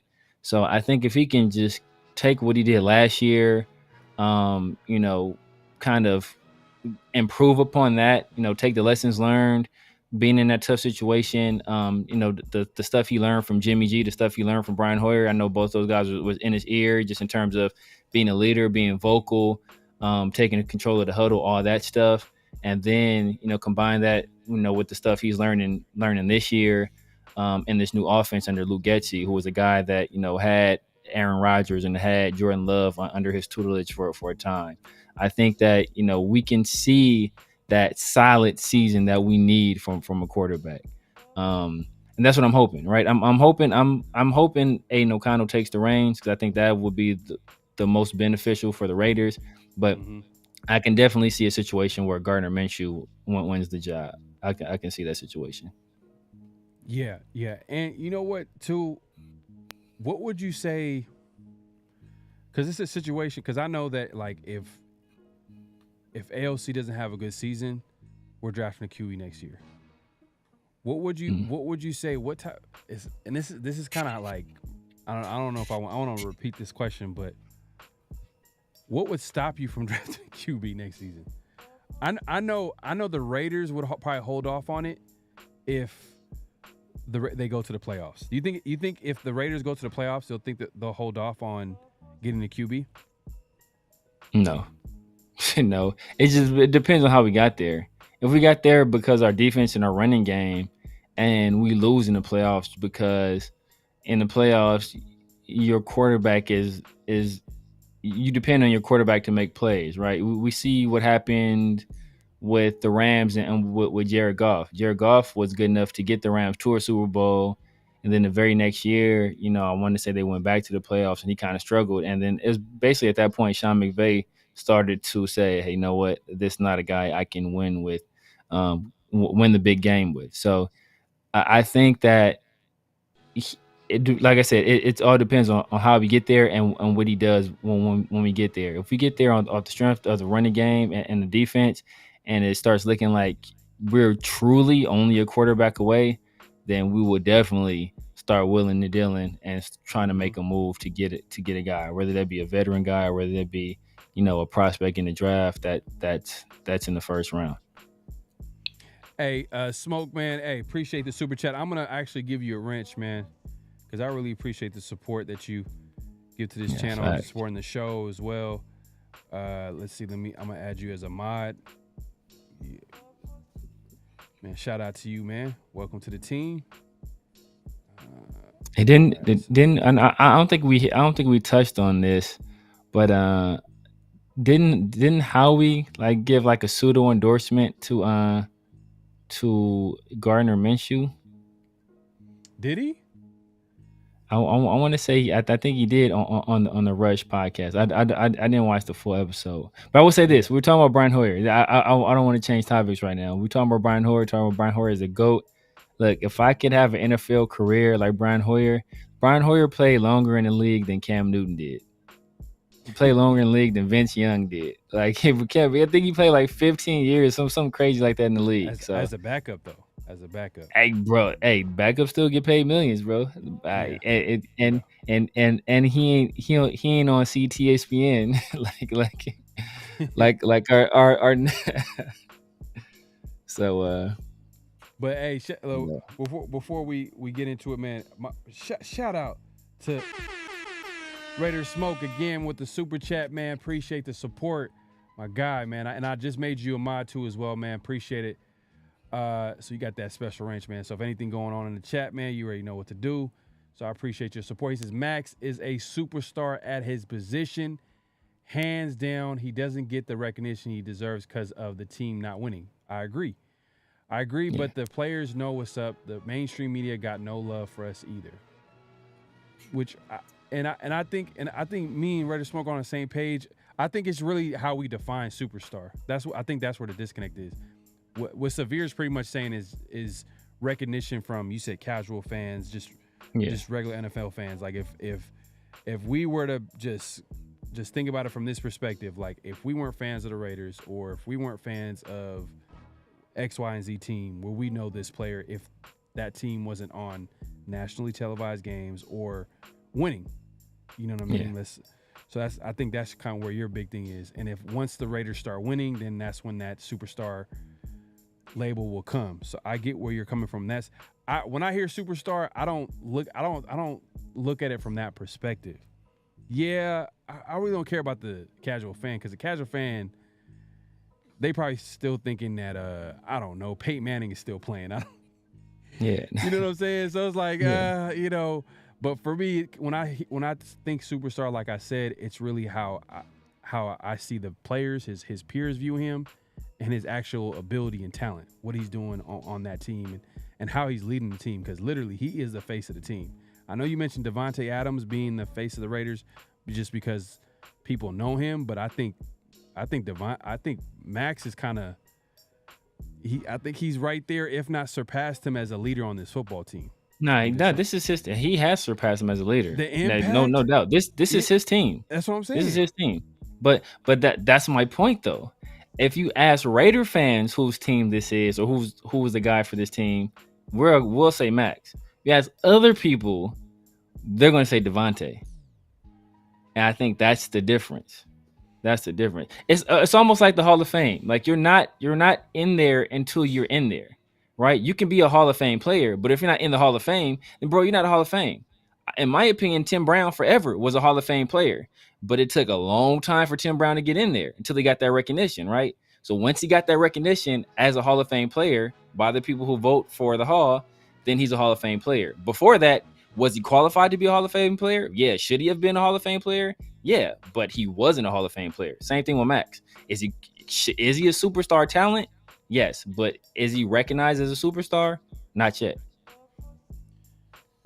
Yeah, man. I like I said, it's just the way you define that superstar for me. So it's different. I don't define it that way, but I see what you're saying. Man, hey, appreciate the super chat, Raider Smoke, man. Hey, look, we got the king of mods is in the building, man. Appreciate you coming through. Daniel Kim, he says salute Pharaoh, salute Severe, man. Appreciate you coming through, man, on a late night too, on a late night, man. The night crew, man. If you haven't already, make sure to hit that like button, hit that subscribe, and hit that notification bell. If you're watching this vertically on your phone, all you got to do is go to that 3-dot menu at the top. I know it's not as easy as, you know, being on the screen just right there ready for you, but just click on that 3-dot menu. You'll see the like button. Hit that like button, hit that subscribe button, hit that notification, all that good stuff, man. We appreciate the support. AJ Simpson says Davante Adams got Taco Bell commercials and AMD. I guess I don't know what that. I know we got a Taco Bell for it. I don't know if he got anything else. Yeah, I hear you.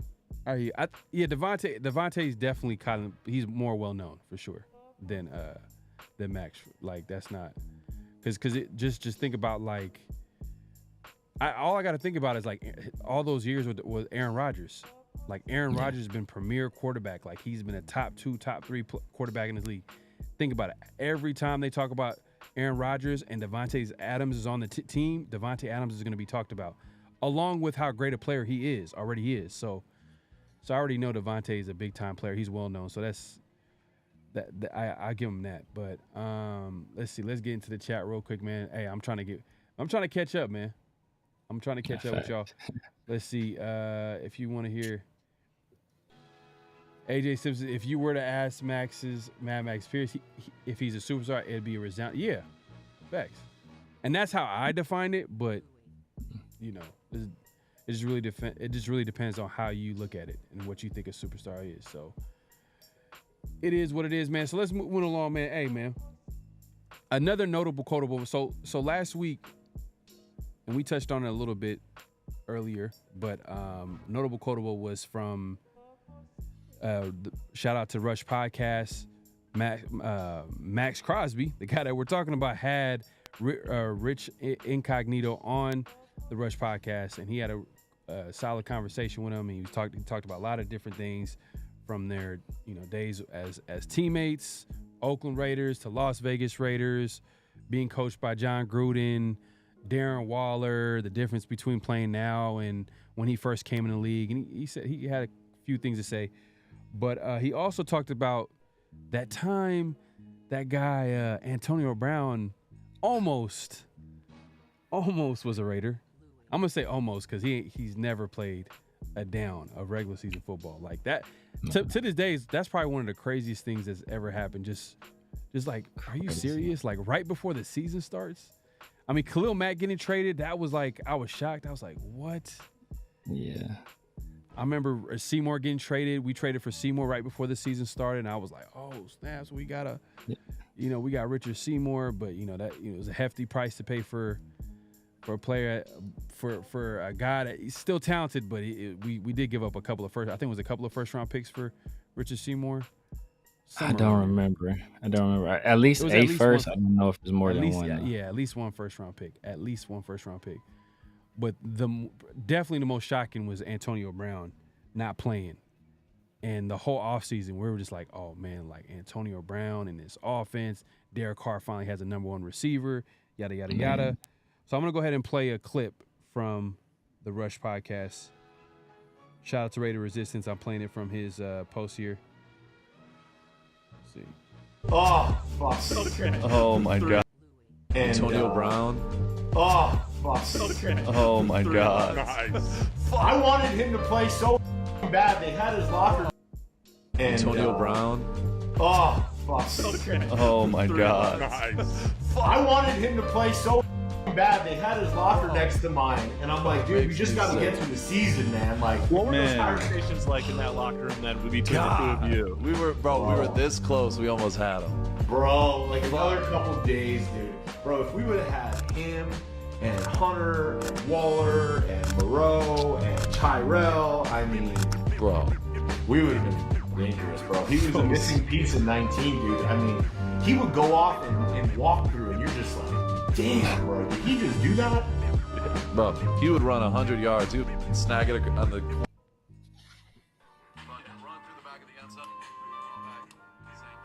All right, I kind of lost connection there, but yeah, man, he was just talking about Antonio Brown and like the type of play. It's crazy to see players like Maxx Crosby and like Richard Incognito, respectively, in their positions. They're like top players. Richard Incognito was always recognized when he was playing as one of the best guards in football. Obviously, we look at Maxx Crosby as one of the best players at his position. But when they talk about arguably best player, if not one of the best at least.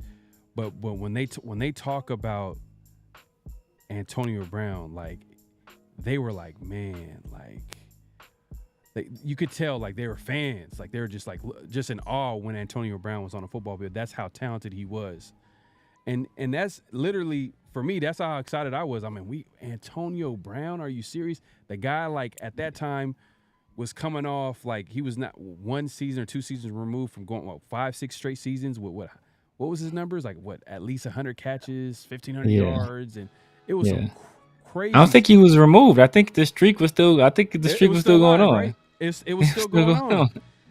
And we had that guy on this football team, or we almost did. And it just to hear them just. No, we had him on the football team. He never played the game. He just never played, man. I remember everything that happened. I remember the speculation. I remember it was the video where we first started speculating, where he was in the gym and his boys recording him. He's like, "Oh man, you already got that silver and black on," or something like that. He's working out and like it's like regular workout clothes. It's like the black and silver workout clothes. His boy, and that's when all the chatter started. Like, damn, we trading for Antonio Brown? Yeah. And I had a boy that's a Pittsburgh fan. He was like, "Yeah, man, like he's pretty much like worn out his welcome here." He's like, "Y'all get him. Like he gonna ball out. He's just gonna be a headache, but for sure, he gonna ball out on the field." And then we actually made the trade. And then, I remember the video he put up to Derek Carr's house and the Raider hat and all this stuff. And I'm like, super excited. Like, bro, we got Antonio Brown. That time, Antonio Brown was the best receiver in the league. He was like, I want to say like maybe the year before, I want to say he was like top 5, like on the NFL's like top player list. He was like top 5 or something like that. Something crazy. So, And the thing is, it wasn't that like he was just putting up numbers. He was dominating. Oh. He was dominating. Do you remember that game the Raiders played in Pittsburgh? And I remember it was like it was actually a good game. And like what game was that? I'm trying to remember what year. And just Antonio Brown, like we could not stop him. I remember he just took a pass like a 3, 4, 5 yard pass. He just took it to the house. Yeah. But at that time, like Raiders, we all know like Raiders didn't have no defense. We had nobody to cover to match up with Antonio Brown, like to at least like put someone in front of him. So, you know, it was a tough situation either way. But man, he was just dominating, and the fact that to hear like Maxx Crosby and Incognito talk about Antonio Brown, like man, like the weapons that we had on offense, just naming all the weapons from Tyrell Williams. Remember, Tyrell Williams was not supposed to be the number one receiver. He was not supposed to be the number one receiver. Yeah. But as a number 2 receiver, I like that fit. I like Tyrell Williams back then at that time. Tyrell Williams would have been a solid number 2 option to Antonio Brown. And then you got, obviously, Hunter Renfrow, you know what I mean? And then a Darren Waller. If you guys remember the pivot, Foster Moreau was, you know, a young player at that time. But Darren Waller at that time, like, he was a player that was, like, turning heads because, like, man, this guy is catching everything from Derek Carr. He's been a playmaker. The Raiders had to pivot, and he became kind of like that number 1 target on offense. Like, he became that premier. But everything, that entire offense was all set up for Antonio Brown to, like, basically get off. But, man, I hate that dude, man. I'm just going to say. Yeah, bro. If you're a Raider fan, we also get burnt by superstar receivers we trade for, bro. Every superstar receiver we trade for, we get burnt, man. It was Randy Moss burnt us. Yeah, except for Devontae. Shout out Devontae Adams, man. Except for Devontae. Except for Devontae Adams. Let's. Hey, that's who we have right now. He's a great player, but man, Antonio Brown, man, that right there, I think as Raider fans, we probably seen everything. Yeah, that was. But yeah, definitely check out that podcast interview with my guy Maxx Crosby, the superstar Maxx Crosby. But yeah, man, check out the interview he had with Richie Incognito. Man, it was pretty good, man. He touched on a lot of different topics, including Darren Waller. I said earlier, you know, he talked about that. What else he talked about? He talked about when he first came into the league. In 2005, and how, like, you know, it was a very physical game and what he had to look out for and how teams were, you know, blocking or how teams were defending. Completely different. He played against a lot of 3-4 coming into the league, and then, you know, fast forward now, it's like a lot of zone blocking systems, and it's the game today is predicated on speed and all that good stuff. So definitely check it out, man. It was a solid episode. But yeah, man, that just moves. Let's move it along, man, to what's real, what's not. If you want to let the people know what this statement would be, because if you guys don't know what's real, what's not, we're gonna say a statement. You guys react to it if it's real or not. Before we actually get into it, before we get into what's real, what's not, let's get into the chat real quick, man. For sure. Man, we appreciate y'all, man. Hey, yeah, no, it's all good, man. It's all good, man. We appreciate the support. Hey, welcome to the team. Let's go, man. Can't see it, man. Raider Smoke is part of the team. All Eyes on G is a part of the team. Austin Avila in the. We can't see it because the logo. My bad. This is what I play right here. Look, so thank you, fellas. I appreciate it. All good, man. Daniel Kim showing love, man. Welcome to the team. All Eyes on G. Also got the wrench, man. So. Hey, man, we don't hand out those rents often, man. So at the end of the day, like, we feel like that's definitely something that we highly value. Austin Avila in the building says, I wonder which QB Getsy and Telesco would prefer in next year's draft. He's already calling it right now. So right now he's calling. Hey, that's hilarious. He's like, he's not even going to discuss it. He's not even going to ask. He's just like, hey, bro, they're going to. Listen, next year. Yeah. Hey, man. You know, that's a good question, because if reports were true when Telesco drafted Herbert, I think he was more in favor to draft Tua, but then Tua got drafted by the Dolphins, and then obviously Telesco, best player available, went with Herbert. So yeah, so it's kind of hard to say, man. Who would you think the Raiders would probably draft if they were? But it's going to be tough though, man, because if the Raiders go to the playoffs, they're not going to be picking high. Nah. And Man. it's hard. It's a little early, man. It's early to talk about quarterbacks. I hope AOC is the guy, but it is what it is, man. But that's a good question. Definitely a good question to think about. I'm just hoping the Raiders QB's on the roster, or we make a trade. I've talked about the trade possibilities, but is it too late for that? I think it's at this point it's probably too late to maybe trade for a QB. And when I say trade for a QB, I'm talking about I talked about this early in the offseason. I said, hey man, Hendon Hooker, as soon as that contract to Jared Goff was handed to him, a guy like Hendon Hooker, who was, highly touted coming out, was one of the best quarterbacks in college football. Obviously, he was hurt.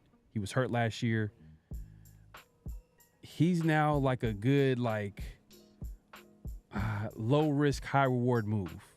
Meaning that if you can get him for a later round pick, and it's a guy that, let's say Telesco probably valued him in the first round, second round, third round, as far as talent, but now he's fully healthy.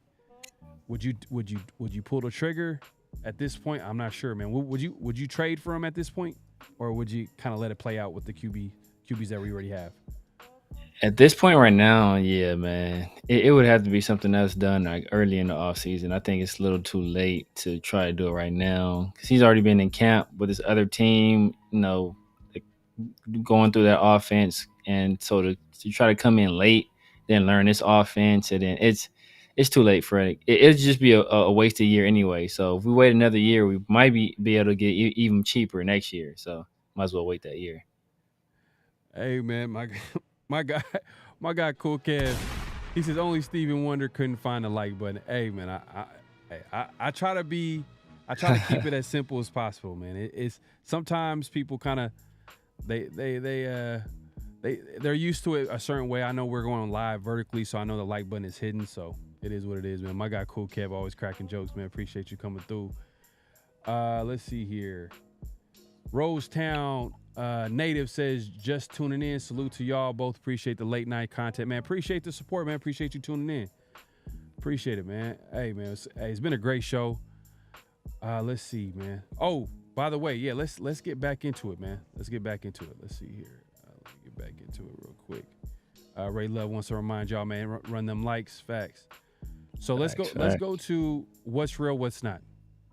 What's real, what's not, and let the people know what the what's real, what's not statement is this week. So kind of tie all this together. We were talking about Davante Adams being the face of the franchise. We're talking about Maxx Crosby and Richie Incognito speaking on Antonio Brown on the Rush podcast. So this statement is Antonio Brown is a better player than Davante Adams, or was a better player than Davante Adams.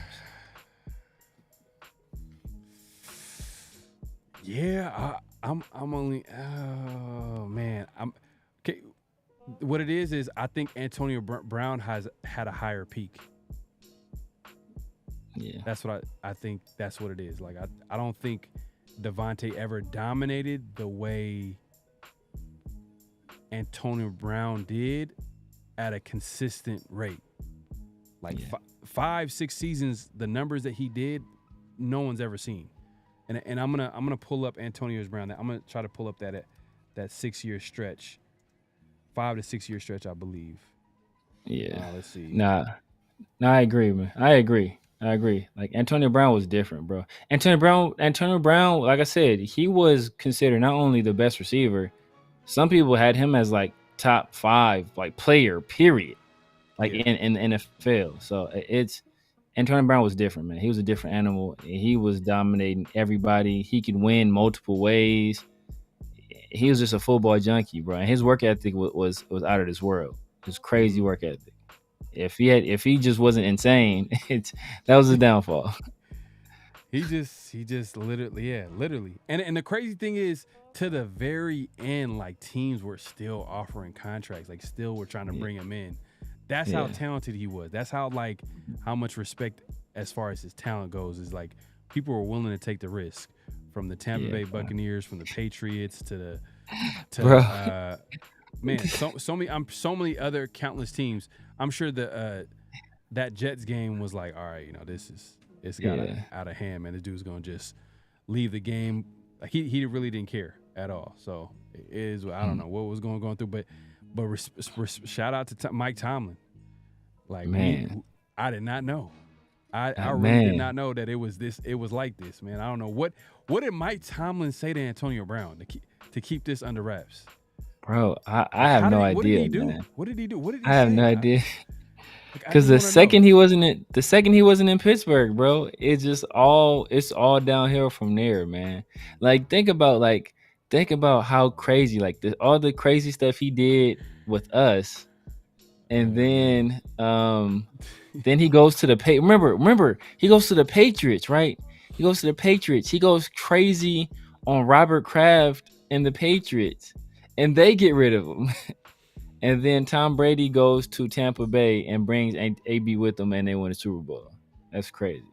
Yeah, and I'm about to pull up the stats here real quick. Let's see here. Why is it not showing regular season? My bad, y'all. I should have had this up. But let's I'll get into the chat real quick. Let's see. So you're saying it's real? You say Antonio Brown is the better player? Yeah, Antonio Brown's a better player, man. Antonio Brown's a better player. Yeah, I can't. I want to say Devontae, but I can't. That's how good Antonio Brown was. Antonio Brown he's a different kind of animal, man. T.O. or Antonio Brown? I'm rolling with T.O. still, but just because T.O. But I already told you, man, I got, but I'm probably one of the few people. I got Megatron over T.O. though, so I got Megatron. I don't know, man. I got Megatron over T.O. I've never seen anybody defend it like they had to defend Megatron. Like never. Okay. Like when you posting up two people on one, like I've literally seen him catch passes with three people around him. Like they were defending him like nobody's ever been defended in the history of the league, bro. Right. Nah. I hear you, but T.O., man, T.O. didn't even have hands like that. Like out of all the receivers, I just the one knock I give T.O., he didn't really have as strong a hands compared to all the top receivers that would be in the same like from the Antonio Browns, Randy Moss, Jerry Rice, even Calvin Johnson. Yeah. But when the ball is in his hands, it's over.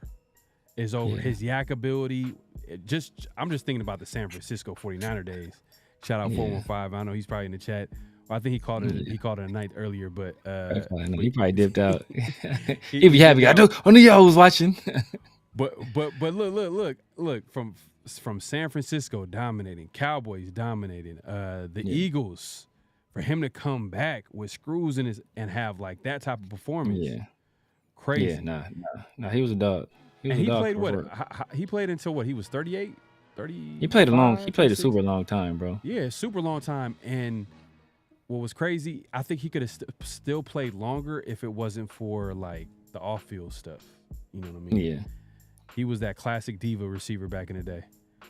Let's see here. Man, my bad, y'all. So okay, all right. Here's the. Okay, here. Let me see. Whew. So here's a 6-year stretch right here. So in 2013, Antonio Brown, 110 catches, 1,499 yards, basically 1,500 yards, 8 touchdowns. This is the beginning of something great. 2014, 129 catches, 1,698 yards. Damn, basically 1,700 yards, 13 touchdowns. Then in 2015, 136 catches, 1,834 yards, and 10 touchdowns. Oh, bro. Crazy. On, and then 2016, 106 catches. Okay, he's brought down to earth. 106 catches, 1,284 yards, 12 touchdowns. And then, 2017, 101 catches, 1,533 yards, 9 touchdowns. And then you got 2018, which is the last of that stretch, man. So 1, 2, 3, 4, 5, 6. So 6 years, over 100 yards, basically over 1,200 yards. Catches.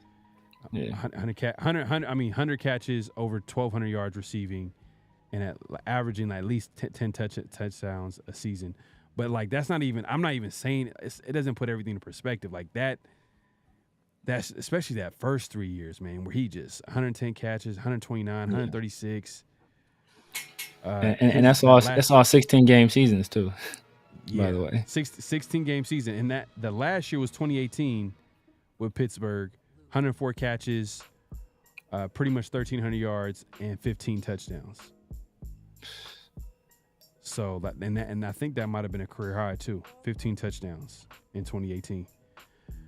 Crazy. Man, yeah. And shout out to Devontae, still a great player, but he ain't do this.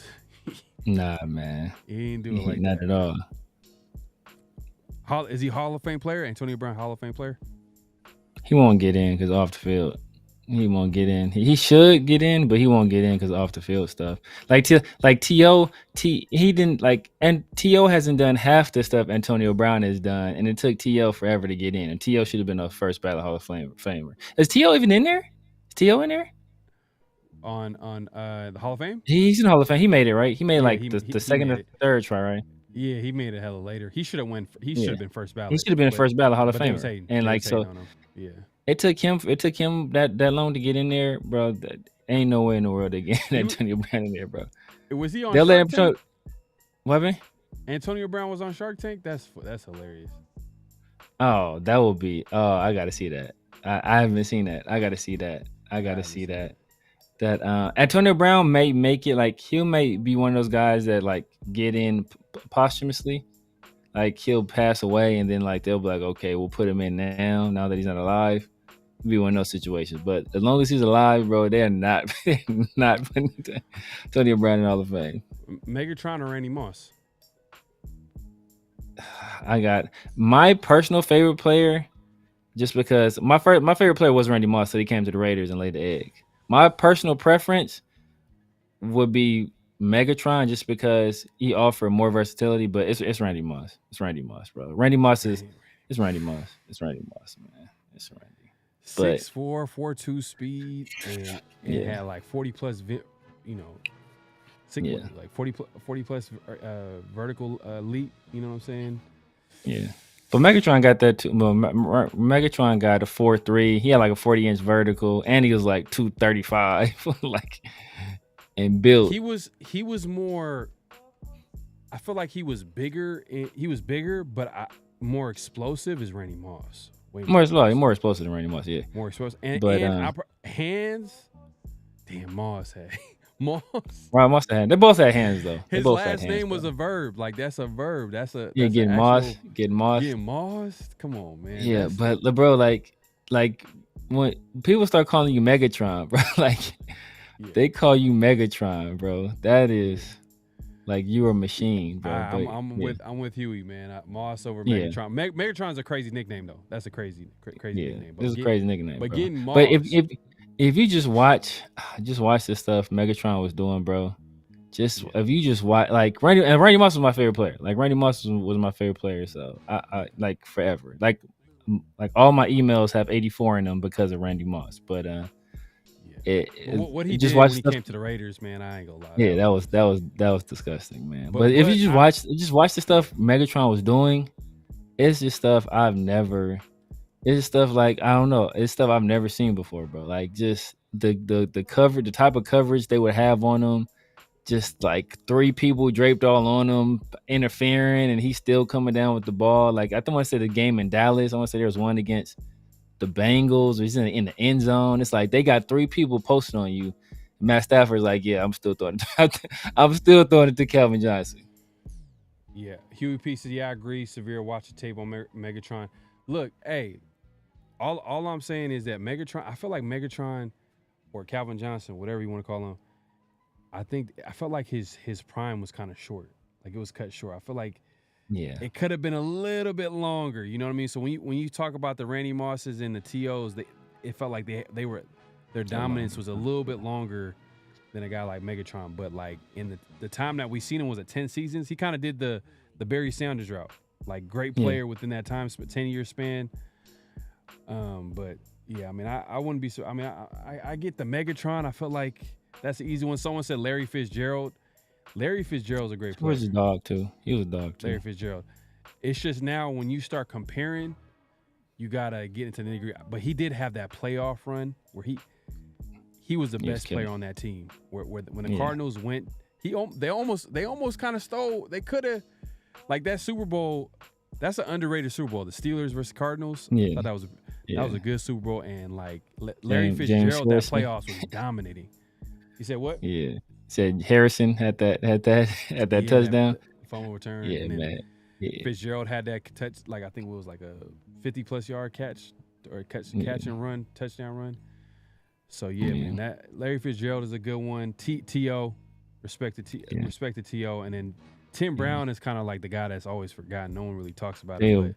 At all, bro. Because he didn't have no quarterbacks, man. If Tim Brown has dominated though. He's still dominated. Yeah, he's still dominated. That's the thing. If he had like some quarterbacks, bro, the numbers he would put up, bro, it would have been crazy.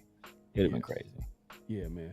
Hey, man, but today's been a great show, man. Appreciate everybody coming through, man. We've been here longer than expected. We just want to come in, talk some football with y'all, talk some Raider football.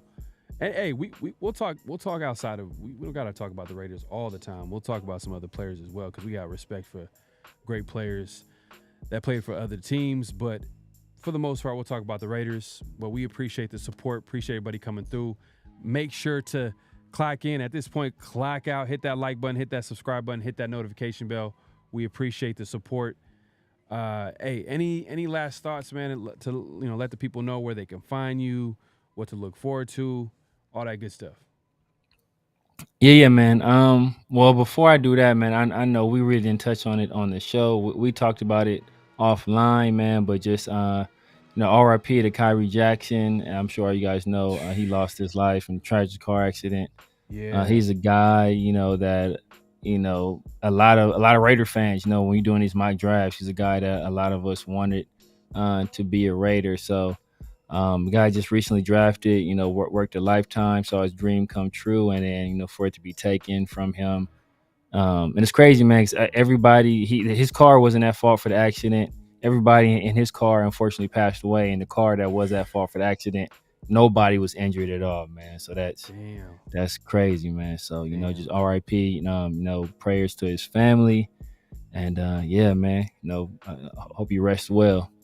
But yeah, man, you guys know where to find me. It's the Severe Raider on YouTube, the Severe Raider on IG, Snapchat, X, all of that good stuff, man. I'm here every Monday night, late night some nights, but here every Monday night on the 50/50 show, man. So holla at your boy. Make sure y'all sub, hit the like button, clock in, clock out, and leave a comment in the comment section.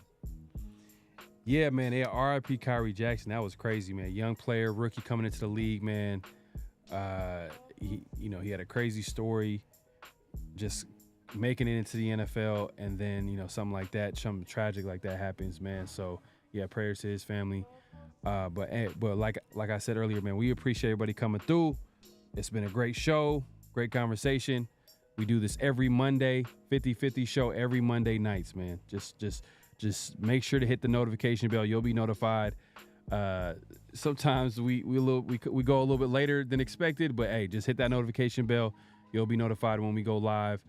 And make sure to hit that like button, hit that notification bell. We go live on both our channels, so you want to make sure that you're subscribed to both our channels and hit the like button, hit the notification bell, all that good stuff. Yeah, man, just stay tuned. We'll be back here next week. We'll possibly have some content this week, but but for sure, Mondays, every Monday nights, man, 50/50 show. We've been doing it. We appreciate the support. We appreciate everybody coming through. Until next time, peace. Just win, baby. Hello? You play to win the game. You don't play to just play it.